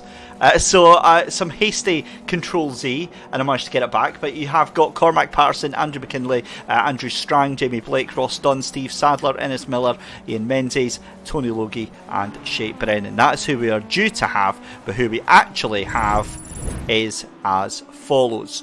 We've got Ross Dunn, we have got Josh McNabb is out there, we've got Cormac Patterson, we've then got Ian Menzies, we've got Andrew McKinley and Tony Logie. And yeah, good to see Tony Logie back in the championship, and it's a very, very interesting effect that has for Sunday.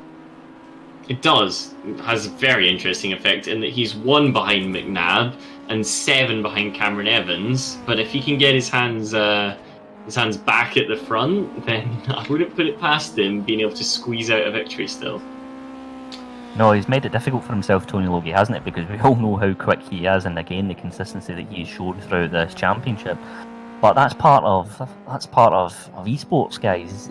It's technical errors that can go wrong behind the scenes can be the difference between you making your way through the qualifiers and booking your place into Sunday's finals. It's amazing just how easily it can be done. And indeed, if we think back to the Le Mans 24 Hours virtual event that we had a few months ago, it was I can't remember the name of the driver off the top of my head, but he had to change his full rig in between shifts. Wasn't that Simon Pagenaud? It was Pagenaud. Is it Simon or Simon?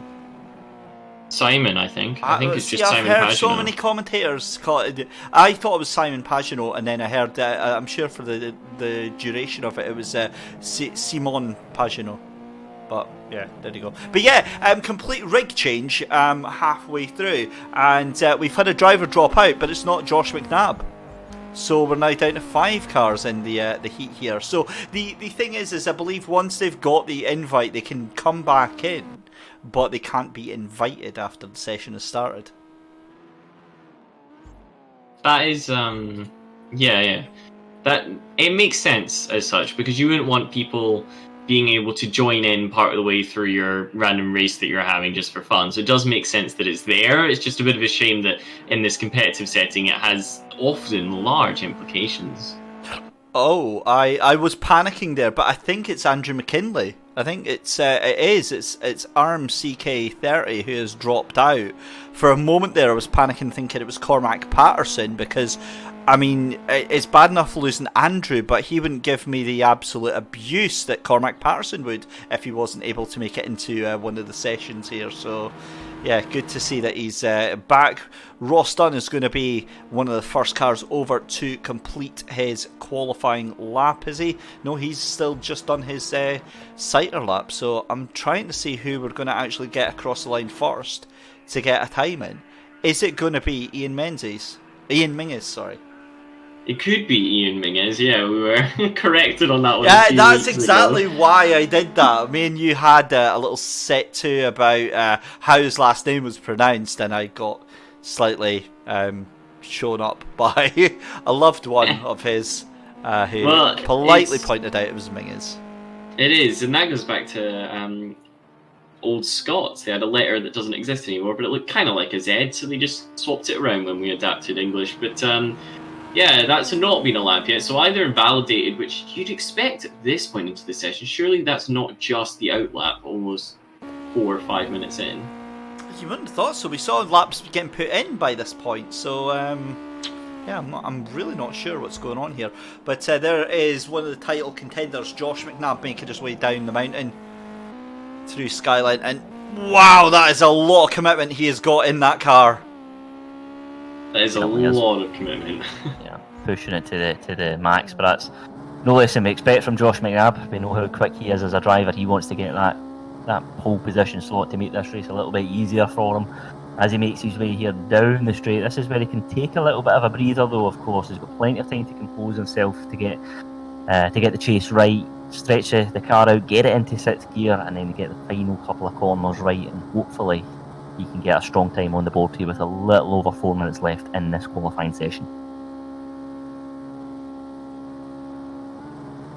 It's maxed out there. I was just taking a listen to the car, and that's it. That's all that this Ginetta GT5 has. Josh McNabb rounds the penultimate corner. That exit, of course, crucial, because this straight, it seems short in comparison to a few of the other ones, but it's definitely not a short straight by definition. Takes not a lot of curve, actually, on entry. It looks like an aggressive line, but in the end, just keeping it smooth, make sure the car doesn't unsettle. Back on the power. What's it going to be for McNabb? Puts him up into 2nd, but he's around about 1 second, actually, off of Tony Logie, so he's got some time to find if he wants to fight for the win. Yeah, Tony Logie there making a fantastic effort and a fantastic opening salvo. 2:23.76 is his best time so far. Cormac Patterson with a 2:33.209. I'm disappointed, I'll be honest. I'm expecting more from that. I'm looking to chat to see if there's any team orders coming in.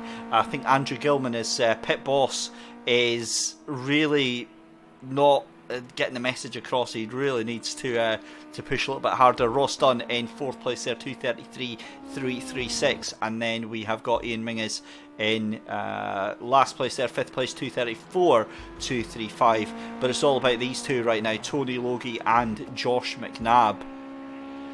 And this is a real fight. These guys, of course, weren't meant to be together in the heats, but here they are, separated by just 1 point in the championship. Both got a chance of winning it, but if the other one does better than them, put simply, they don't win the championship. So this is a genuine scrap on the mental side to set them up for Sunday, assuming that both of them can get through, because 2 guys aren't going to make it, and if they fight too hard, it could potentially be both of them as they're in the gravel trap. Oh, don't say that. Don't. I'm just my Facebook inbox could not handle that outcome in any sense. But got to tempt fate a little bit, else it will never come along. No, just no. Tony Logie then on the run down towards the cutting, and sorry, not the cutting, excuse me, on the run down towards the chase, the right-hander there.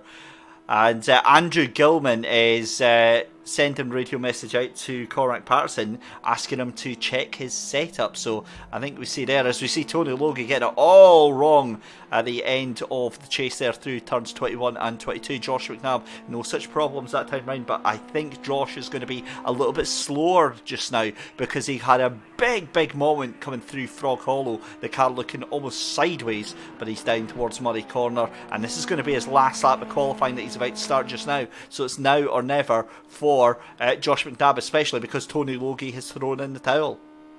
Looks like this is like a 2-horse race. What a lap! Wow. 2:28.315. Tony Logie has been usurped, and that maybe it was just because he was pushing so hard that he was looking on the edge. Can he get even faster?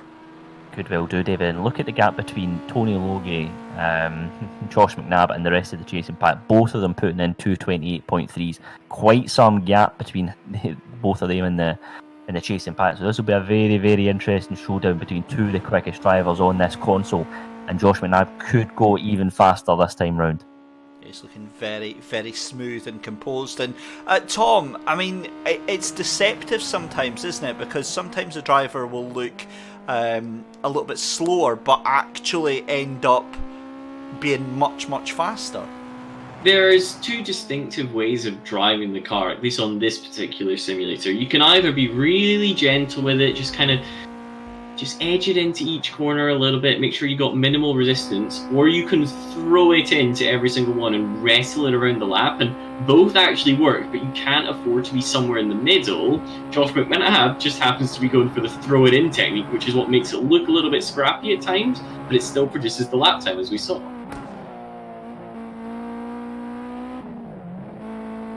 He's a little bit deep potentially there. It looks as if he's actually suffering from understeer a little bit through that section, which is interesting considering how much the rear is happy to slide about at high speed. So the driving style potentially not suiting the setup 100%, which potentially that's what someone was saying, was it not? Yeah, I'm just looking at the feedback from Cormac Patterson. He's saying that the car feels horrific. So Cormac Patterson really, really struggling. But look at that, Ross Dunn, 2:31.714. So Ross Dunn sets himself above that battle in 3rd, 4th and 5th here. But we're currently on board with your pole sitter, Josh McNabb, as he runs down towards the line. Can he improve? That is the big question here.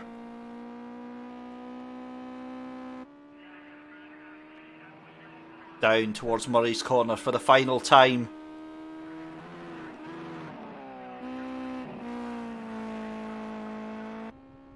Little touch on the grass, that might just have delayed him getting on the power a little bit. Obviously Tony Logie's in the pits, so doesn't need an improvement, but he's found one anyway. 2:27.928. That is another astonishing lap from Josh McNabb. He just keeps on amazing us throughout the course of this championship.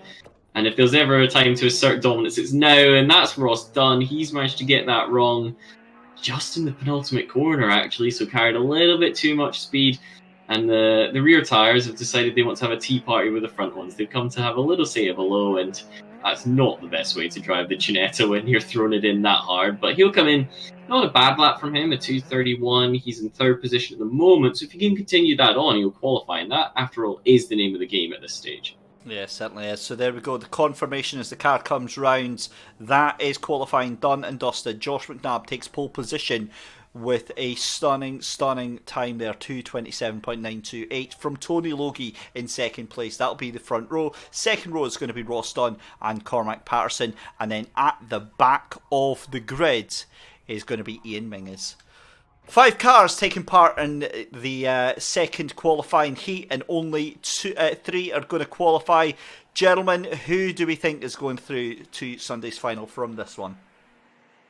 Josh McNabb, Tony Logie, and somebody else. Ross Dunn. It's all about the run off the line. It's all about this run off the line here. If Josh McNabb, he's fastest in Sector 1. If he can get this car away cleanly, he's got every chance of going away. Cormac Patterson's got the pressure on. Let's see how it all plays out. Here we go then, the lights are out and the race is underway, and it's a drag race down towards Hell Corner. Turn number 1, Josh McNabb in the lead, tries to force Tony Logie to the outside, and he does so, and that means we've now got 2 separate battles going on, because it's up the mountain straight for the first time, side by side, Cormac Patterson and Ross Dunn. It's almost going to be 3 wide, because that means that Ian Mingus is going to join the party as well. Indeed it is, it's 3 wide up mountain straight. I never thought I would see that one, and Ian Mingus thinks better of it and drops behind. So your race leader Josh McNabb ahead of Tony Logie. Oh, there's a punt if ever I've seen one from Ian Mingus, and somehow just managed to stay on does Ross Dunn.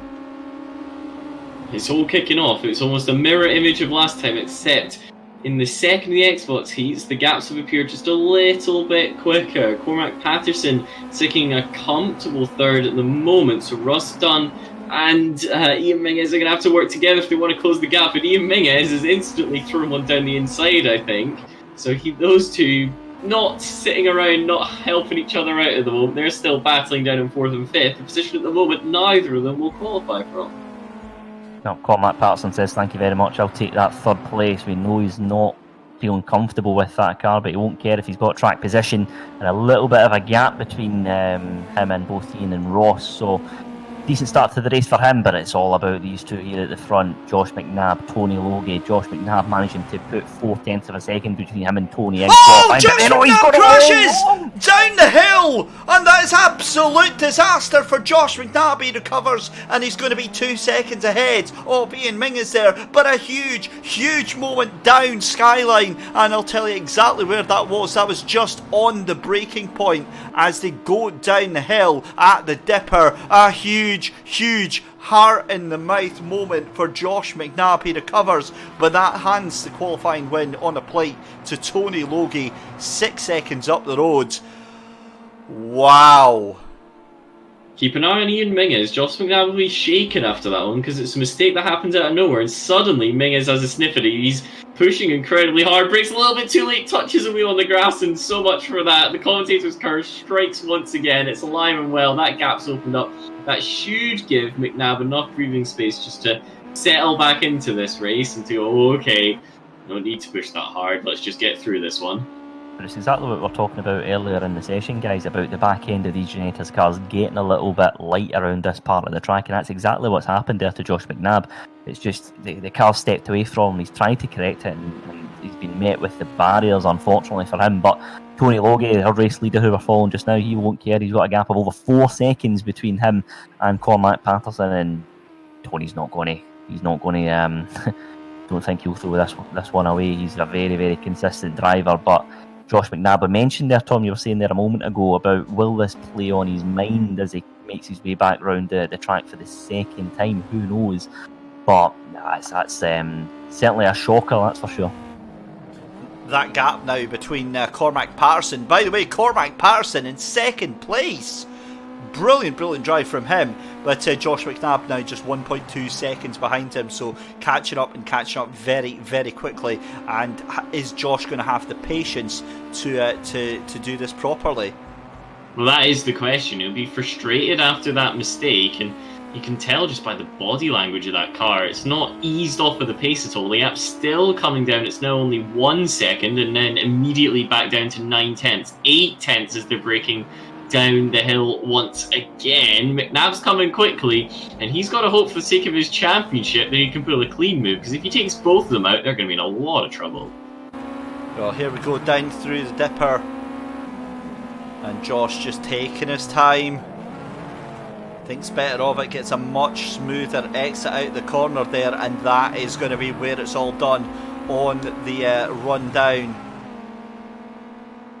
So it's going to be interesting to see which way Cormac Patterson defends. Cormac Patterson, he's put himself on the inside of the first part, but as we've seen time and time again, that's actually the wrong side to be on. Not that it matters, because he's going to end up behind the car before they've even got to the chase. He'll swing it out, carry a little bit more speed, surprisingly, but then we'll have to tuck in, which means that Josh McNabb should have second position, although he touches me on the grass, carrying a little bit too much speed, gets a nudge from behind. Cormac Patterson weaving left and right, ends up on the right. That's going to be the outside for the final corner. They come through Murray's. Josh McNabb just about going to have that move, but it was a bit tighter than he would have hoped for. And the Cormac Patterson was weaving there, guys, just to try and put Josh McNabb off and force him to look into his mirrors, but Josh didn't fall for that trick, and then Cormac almost felt committed and compelled to go and try and take that outside line, but it's cost him a little bit of time now as Josh McNabb gets a little bit of a breather, and he's trying to break that toe now as they come up the mountain straight. He's entitled to do that, he's entitled to weave side to side, but Cormac Patterson, he's going to follow suit, try and punch that hole through the air and try and maybe make a move as they go back up the mountain.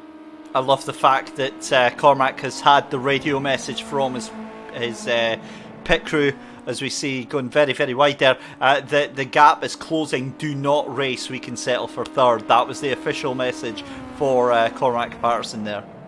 I think there might actually been a little bit of a touch on the brakes prior to the fastest corner on the track, so he might even have let Josh McNabb go, abiding by that exact sentiment. Just don't fight, third is fine, we can do the fighting on Sunday. I don't think so though, because the way that he tried to pressure him and come back round the outside kind of, for me, doesn't suggest that. But he's on two wheels as well there. He's definitely pushing. Whether or not he's going to fight is a different question, but he's not eased off. Yeah, he certainly hasn't, but I do worry when Josh is like this, because he's obviously pushing really hard, but we've seen what can happen when he pushes too hard. That's the thing with Josh, though, guys. I mean, his pace. Well, he almost happened again. Did I just see that? Again, did you see the two wheels lift up on the back? They did. He stepped on the brakes, all the weight transferred to the front, but he wasn't over the crest yet, so the rear end just lit up into the air, and that was a very close moment. He could easily have been in the wall at the exact same point for the second time in 3 laps. But what Josh will be wanting to do here, guys, is he knows there's a gap of over 8 to 9 seconds between him and Tony Logie. He knows the race win is probably out of reach now. So what he's going to do is try and get that fastest lap, try and play the mind games with Tony Logie ahead of Sunday's finals. And he wants to say, look, you know, you've got the better of me here in qualifying, but I'm the faster driver of the two and I'll make it count on Sunday. So that'll be why he's pushing as hard. He doesn't want to just settle for second place. He wants to try and lay down a marker if he can. I think that's a very, very good point. Now, what has happened here, because Tony Logie has went off track, he's losing time. He lost 1.5 seconds on that one, and Tony Logie already has a 1 second penalty. So this could be a little bit of pressure starting to come in for Tony Logie as we're on the final lap of the race, guys. The gap is 6.8 seconds. However, we know Josh has got the pace. And if any more penalties start creeping in, that could be a very interesting situation. It could be, but we got to remember, even with that 1 second time penalty, we're looking at the gaps at 5.2, 5.3. If we just saw 5 seconds on the board, I think we'd be taking that a bit more with a pinch of salt. So unless there's another mistake from Tony Logie, which I doubt there will be, but he could make one, then it should be a simple cruise to the line. He's got the lights on, so making sure he illuminates the way on this summer day in Australia. There's Ross Dunn. He's still locked in a battle with Ian Mingus, actually. Those two cars are very close together, only 1 second separating them, so they might have a little bit of a ding-dong to round out their season, but Tony Logie, his season's not going to be round out quite yet, because he's leading the way, and he's 3rd in the championship. Yeah, and this is going to be round the dipper for the final time, and that car looking very, very loose as he makes his way round, and then it's going to be on towards the straight for the final time. And again, that car just lifting up through the air there. And this is a much better lap for him. The gap's starting to stretch out a little bit there. So Tony Logie looking very, very comfortable, and I think Josh McNabb just touching the wall there on the right-hand side. But it's all about this man here. He inherits the win after a reasonable start. And what a race for Tony Logie, qualifying for Sunday's final. Cormac Patterson though in 3rd place. I'm just delighted to see that. Let's not jinx it quite yet. I've joked about the commentator's curse so far this evening, but let's just hold off because his gap is big enough that it's easy, assuming he stays on the track. If he goes off, it's not big enough to survive that. Tony Logie, however, rounds the final corner. He didn't have to overtake for the win, but he looked confident once he was in the lead. He'll be happy with that one going in. He's then got his championship rival, Josh McNabb, 2nd position with a very, very quick lap time during the race and in qualifying. He'll also be feeling pretty good about Sunday. And a fantastic performance from Cormac, get across He's the line. Weaving. The other car's coming, but he's going to take it. 3rd position and qualification for Cormac Patterson. That's also very big in the championship because Cormac is only 1 behind John Duncan and very close to Bryn Hawkins and Angus Scrivener as well, so he might yet leap up a couple places as well. Ross Dunn is 4th and Ian Mingus will cross the line in 5th position. Excellent, good stuff guys, glad you enjoyed that race. We'll take another quick break and we'll be back with the final qualifying heat for tonight, qualifying heat number 3.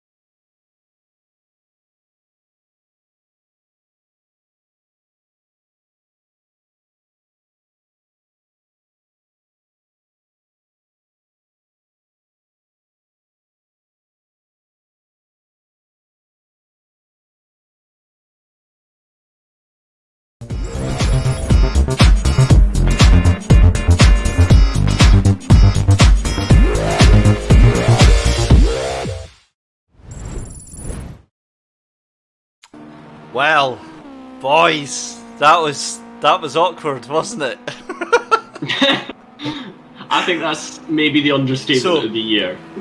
I cut away to the commercial break, and I've got the chat going on, and I see the message from Care and from Stevie McNabb going, guys, there's still one more lap. The race is still going. And yeah, that was... So what happened was the race wasn't finished. We saw the drivers weave in. We presumed it was the final lap. The time had expired. Lights were going on with Cormac Patterson giving it Lalde going across the line. And then we realised, wait, they're still racing. What's going on? So what we're thinking has happened is that Tony Loki is just going to cross the line just as it's hit zero. and we've presumed it's been finished, where it's obviously not. So, yeah. It's also very uncommon for drivers to choose to do an extra lap when he's got a lead that big, which is, I think, what didn't even make it occur to us that was a possibility, because normally you just slow down for a second and finish 6 seconds ahead instead of 7. But the drivers were all weaving side to side, so they thought as well. Yeah. And yeah, it was thing an odd one. At the end, Cormac Parson almost lost it. That third place, he almost lost out. So yeah, we watched the final lap unfold, but we just left the pause screen up for posterity's sake. But we move on. Qualifying heat number 3 for. Whoa! Somebody's in the wall in the background. Sorry to interrupt. That was a huge moment for somebody. A monstrous moment. That was inclining skate. That's Mark Winus, isn't it? That is Mark Winus in that dark blue, almost metallic blue car. He was clearly pushing really hard and came around the final corner and just oversteered into the wall, put simply. He just was never pointing in the correct direction. Oh, he's in another one. Hasn't he? Oh, he's collecting the tickets at the walls. He's like a stamp collector. He wants to hit every single one. So that's Hell Corner, which got its name because there used to be a tree stump just beyond where the rickety fence was, and if a motorcycle rider crashed, they'd hit that tree stump and they'd be taken to hell, is what was thought. So there's a jolly story about the history of this circuit, and I think it does give perspective as to the origins of the track. It's pretty damn grim, if you ask me. Yeah. First corner as well. You know, I mean, he could at least left it to like turn 8 or 9 or something. You know what I mean? You're all ready for your first ever motorcycle race, and you. Oh, we laugh because it's unfunny. Right, 5.5 minutes left to go in the qualifying session. I fear that we've just seen Andrew McKinley disconnect from the session again. There'll be no more invites, so he better hope he can get himself back in. Meanwhile, 6 cars on the grids. We've got Bryn Hawkins, we have got Angus Scrivener, we've got Mark Winus, we've got the Stu Winus, we've got Callum Reid, and then Andrew Gilman as well. So yeah, this is a tasty little battle we've got. Maybe not some of the fastest drivers that we've got in the Xbox field, but these 6 are all about on par with each other. And that tends to create the best racing. I've got to be honest, as a spectator, I don't really care how quick the guys are as a whole, as long as they're pretty evenly matched, because that's when you get the eventful bits and you get overtakes and people driving on the limit, and that's really what makes a good race. Well, I mean, the C1s are a perfect example of that. The Citroen C1s that they race up here in Scotland. You know, they are definitely nowhere near the fastest cars. They're not even among the group of fastest cars that you'll see on track. But you speak to any driver and every single one of them will tell you that it is the most exciting, fun championship that they have been in. Whether or not that's their first one or whether or not they're seasoned racers, they absolutely love it. The key thing about those C1s as well, actually, is the fact that when you're there as a spectator, you think, oh yeah, they're not the quickest and it looks a little bit pedestrian. See, when you're inside one of those cars, those drivers, believe me, they are going hammer and tongs, and you can feel it. They are certainly pushing those cars to the absolute limit, and it's been one of the real success stories for the SMRC over the past couple of years is just the growth of that championship. It's been absolutely phenomenal because it is an accessible way into motorsport. You know, the cars, you're not allowed to do very much to them at all. You just come in, get them in ready to race, and you're on your way. And yeah, it's been a fabulous addition to the SMRC calendar, and one where, as you say, David, the action has been close, it's been competitive, and we've seen some great racing along the way. If I was to choose a series to enter in Scotland, it'd be the C1s every time. No question about it, just because of how close that field is and how much fun it looked.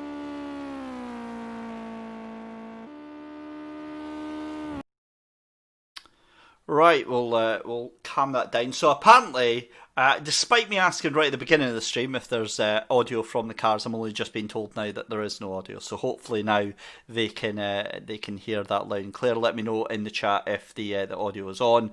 That unfortunately means you guys aren't going to hear the in-game audio. But it's all good. I'll pretend I can and say, well, listen Tom, in now. Tom, you're going to give us engine noises for the final race tonight. That's what's going to happen. I don't know. You might be pushing yourself a little far. I know it's one of my last ones here, but so Cormac Parson says there was audio, right? Okay, never mind. Okay. Yeah, thank God you're not getting so me. I can put it back now. That's fine. That. There we go. Well, if not, it's fine. It's all about us enjoying it, you know. Anyway.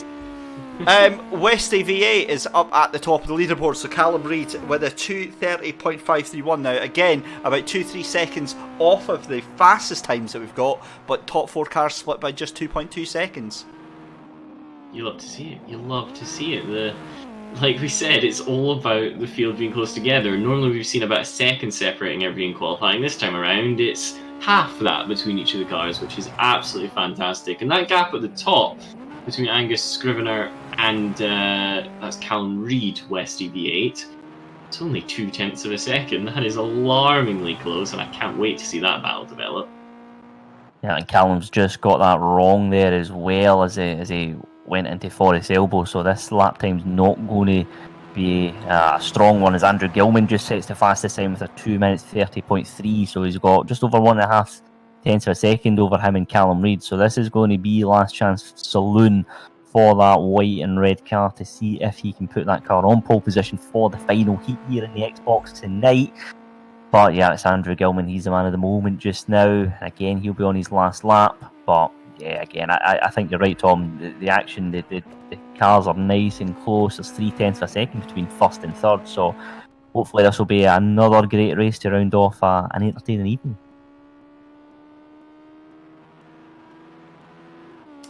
Well, that was unexpected. Callum Reid, despite making that mistake, jumps up to the top of the timing screens, 2:29.281.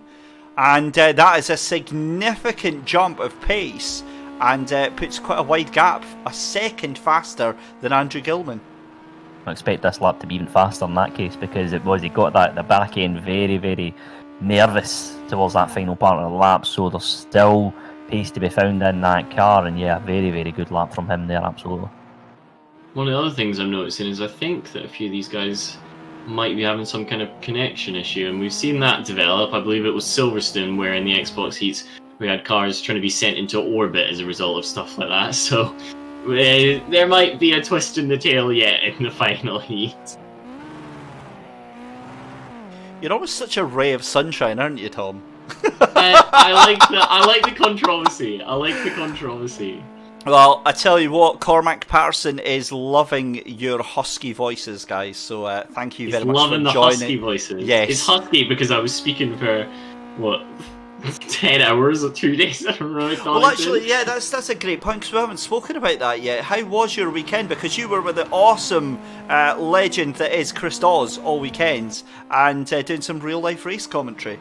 It was fantastic. Loved it. I was in the commentary box at Donington. It's like an air traffic control tower, the setup there. You got windows all around, and fantastic Chris Dawes taking me through everything, showing me which buttons to push, which ones definitely not to push, and all that sort of stuff. And in the end, it was just fantastic. We had caterums, we had the GT Cup, F3 Cup, and if you've not seen the F3 Cup, go check it out, because that's kind of stuff is amazing. They race old F3 cars in that one.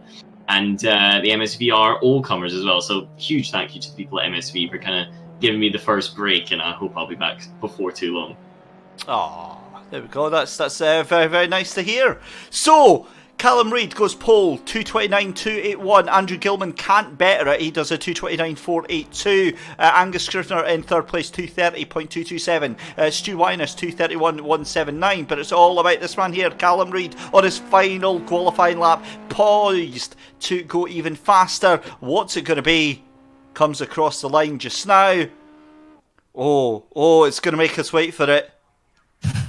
2:29.160 then. So I don't think he had any improvement on that last lap. I think it was an improvement. It was only 0.2 beforehand, right? We'll find out. Callum Reid, Andrew Gilman, front row of the grid. Angus Scrivener alongside Stuart Winus, and then it's Bryn Hawkins at the back of the grid alongside Inclining Skate. And Mark Winus is P6 right at the back of the grid. Right, final race of the night then for qualifying, and the cars synced up, ready to go. We have got lights on the bridge here for the final time tonight. Away we go, and it's a huge jump start there for, let's see who that was. That is going to be Stu Winus. Right? No, it was Stu Winus. Oh, there's contact in turn one. Somehow they've all managed to get through it, despite a few of the cars maybe picking up penalties before too long. It's it was Bryn Hawkins who was in the lead. So yeah, of course it was Bryn Hawkins who jumped the start there. Then absolutely offline. See, I thought he jumped the start and then slowed right down. Potentially, it was either happening to get it exactly on it, because it wasn't so much that it was away earlier as it was just spot on, and then there's absolute chaos at turn 2. Stu Winus is pointing the wrong way, as is Mark Winus in that dark blue car. I believe there was another entirely separate incident as well with a couple of people, but they got that all gathered up. That would have been the red car of Andrew Gilman with somebody, I believe. So just everything going on. Bryn Hawkins still leads the way, but Angus Scrivener is closing them in that aqua and silver car. And just behind that, Whiskey V8 is in the final of the qualification spots. That's, of course, Callum Reid. As the result of that turn 2 incident, they're all getting away, but that doesn't mean that they're not going to battle, because Angus Scrivener is pushing hard, trying to take the lead, touches the wall. It's Callum Reid to close up, looks to the outside at this part of the circuit. Come on, keep it clean. There they go. Slots in behind. Actually takes a little bit too much speed, arguably, and loses out as they come through the dipper. Wow, well, I feel like, guys, I should have the theme tune for Wacky Races on standby, because it's going to be needed. Oh, a huge lock up there for Callum Reid. Managed to scoop it all up together. Oh, this is going to end in tears. You just know it. I have the gut feeling that this is going to be one of those moments that we look back on 6 months' time as a highlight reel for all the wrong reasons. But there we go. Angus Scrivener into the lead ahead of Bryn Hawkins, and Callum Reid in that final qualifying position, catching very, very quickly. Andrew Gilman's coming as well. He's not quite in qualification, but the more these guys fight, the closer and closer he gets. Callum Reid just pushing, and there's definitely been some sort of connection thing there. That's Angus Scrivener going all the way across the grass. I didn't see any contact, but I'm sure one of those drivers did. Just about is going to slot into second, and now Andrew Gilman is right there. He was multiple seconds back, and he's right onto the pack now. Gets the best exit of anybody. He's going to cut to the inside. Angus Scrivener is right back. Callum Reid. Bryn Hawkins will be having a sing and a dance at the front as these guys fight out who on earth is going to come out. There's contact between Scrivener and Reid, and then between Scrivener and Gilman, and again between Scrivener and Reid. They just about managed to keep it on the road. Gilman is now in second from Angus Scrivener, and then it's Callum Reid in fourth, and suddenly Reid, who was looking comfortable, is not qualifying. Wow. It's going to end in tears. How, going to end in tears, guys. How did it not already, though? 3 cars into turn 1. How did that not end up worse than it was? Yeah, absolutely. I wouldn't count the chickens yet. I think it might yet end up worse than it is. Yeah, it's certainly been feisty, this final heat of the evening, that's for sure. Yes, it's been for Andrew Gilman here. He's now made his way up into second place, half a second between him and the race leader. Now he could even have a little go here, as it looks like the leader's a little bit slow up the hill, but Angus Scrivener, that blue car's been very, very lively, but he does have that final qualifying position as things stand. But a little over 6 minutes left in this session, and again I think there's going to be more incidents between now and the checkered flag coming down. Bryn Hawkins is almost a little bit of a stopper here, because you got to remember they were not up there in qualifying. They've leaped to the front of the battle pack and just allowing everybody to close up behind. Andrew Gilman looks to the inside and Scrivener to the outside as they come over the crest. They all even out. Gilman still ahead. Scrivener looks to the outside through the left-hander. It gains the inside, and then Callum Reid has a little bit of a peek. He gets scuffed out of it all, and Gilman's back to applying pressure for the race lead. Looks to the inside at the bottom of the hill through the hairpin. Gives Hawkins a little bit of a nudge on, but Hawkins is across. Huge contact across the wall, and they've collected Callum Reid as well. 3 of your 4 race leaders in the wall. Hawkins is running, Reid is running, Gilman's back. They're all still together. This one is going to run and run. Angus Scrivener, though, now 5 seconds up the field, and it's only going to increase in terms of penalties. Scrivener's the only one with a penalty, so that must have just been a fantastic start from Bryn Hawkins. Oh man, I've got so much work to do with protests now because of this race. It was so quiet, and I'm going to have to sit for 3 hours recording all of the replays. Oh my dear me. Well, guys, you called it. You said it was going to escalate, and it certainly has. It has, but I don't think it's that finished. happened there, guys. No. It just seemed like a strange incident where one car's came across the other. I just don't feel that had to happen. You know, if you're throwing it up the inside and there's contact, you say fair enough. You know, that kind of happens. That's racing, but it just seemed to be quite an unusual incident that was something from nothing really, and it's had ramifications in this race because we've now got Angus Scrivener leading with a gap of over 7 seconds between him and Callum Reid, and then you've got Bryn Hawkins on that final podium position as it stands. Andrew Gilman hot on his heels, of course, but no, this has been a rather strange couple of minutes. Let's put it that way. Xbox gonna Xbox. That's all I'm gonna say to that one. It's been a mixed bag in terms of consistency and performance, but Callum Reid somehow managing to get himself back up into second place there. Andrew Gilman will be delighted to have that third place, and Bryn Hawkins, despite appearing to have jumped the start, obviously didn't. So he was absolutely fine. I'll tell you what though, that gap's coming down. It was 6 seconds, but it's now down to 5.3 and still dropping. And there's 3 minutes 40 left to go in the session. This could have a very, very unpleasant finish. And a penalty for Angus Scrivener as well. Yeah, it's a 1 second penalty for 1 second penalty. So, yeah, I mean, you could quite easily, if he gets the car wrong, that gap comes down even further. You know, the pressure's on here with a couple of minutes left in this session. Before it all closes up once again, just definitely like that. Angus Scrivener straight into the wall there, pushing very, very hard and struggling to get that car turned round the corner, but managed to do so, but loses about 0.8 of a second on the way round. It's all coming together again, but Scrivener must have gotten a very good exit onto the Conrod Straight, because that gap's going up by about 1/10 every couple tenths of a second. Just keeps on increasing in 6.1, 6.2, it'll be 6.3, 6.4. It's a fantastic exit from Scrivener, and that surely is going to put pay to Reid's charge. If anything, Reid is going to come under pressure from Gilman, and Bryn Hawkins will certainly be hoping that they do have a little bit of a kerfuffle. Yeah, I think the gap will come down rapidly just because they're at different parts of the circuit. So he came onto the Conrod Straight about 3 seconds before Callum Reid did there. So I think that maybe explains why it jumped up, because it's right back down to about 5 seconds. So it's as you were as they come across the line, but a little bit of an increase for the gap to Angus Scrivener right now. Callum Reid coming under big pressure from Andrew Gilman, and it's safe to say this is going to be the last lap of the race. We're sure on that this time. We're 100%. Maybe it's I, maybe it's no. We'll just go quiet, I think. We'll just wait. You know? Even the drivers.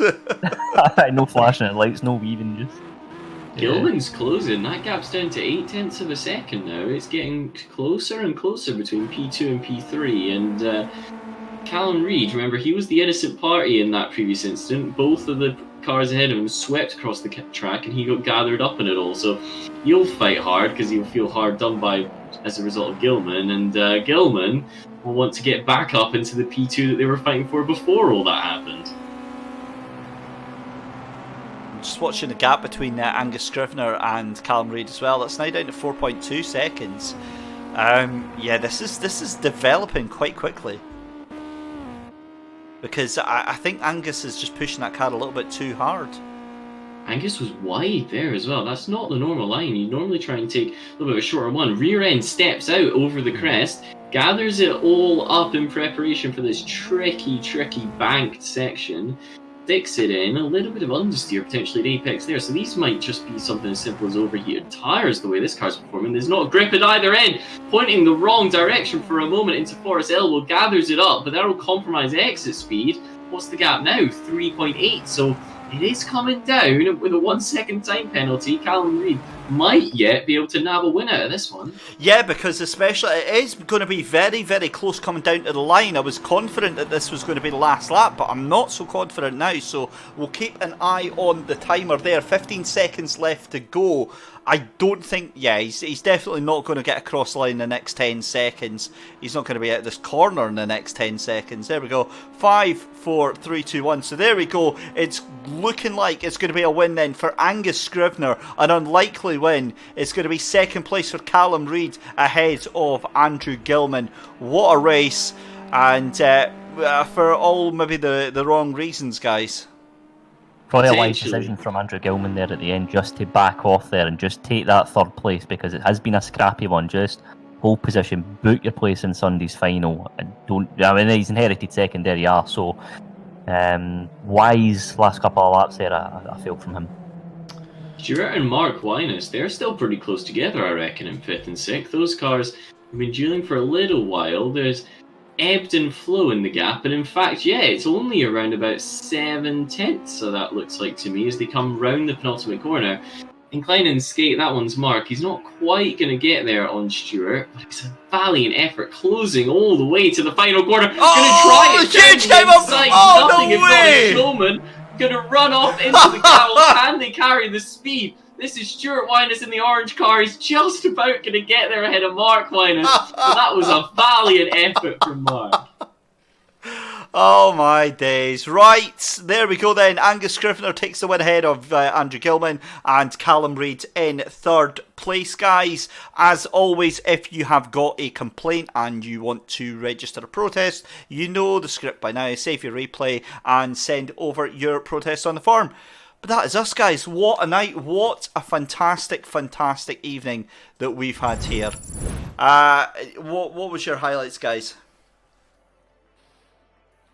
My brain is now, honestly, it was very, very hard to choose. You know, I think some of the first race was hard to beat, I think, in terms of close racing and the edge of your seat stuff, but it just had everything, that one. You know, there was so many interesting elements that you could pick out, of good moments and maybe not so good moments as well. Yeah. But I tell you what, the stage is set for an absolute cracker of a showdown on Sunday. Certainly For me, it's got to be Kenneth Brewster actually fighting through the field. I loved seeing that. He's already been crowned the champion, but he showed that he's not just going to win from the front. He really had to battle in that one, and he's got those skills too, so credit where credit's due. Well, there we go, guys. That is us for tonight. Thank you very much for watching. We will be back on Sunday. And in the meantime, have a wonderful, wonderful evening. And we will see you on Sunday. Take it easy and have a good one.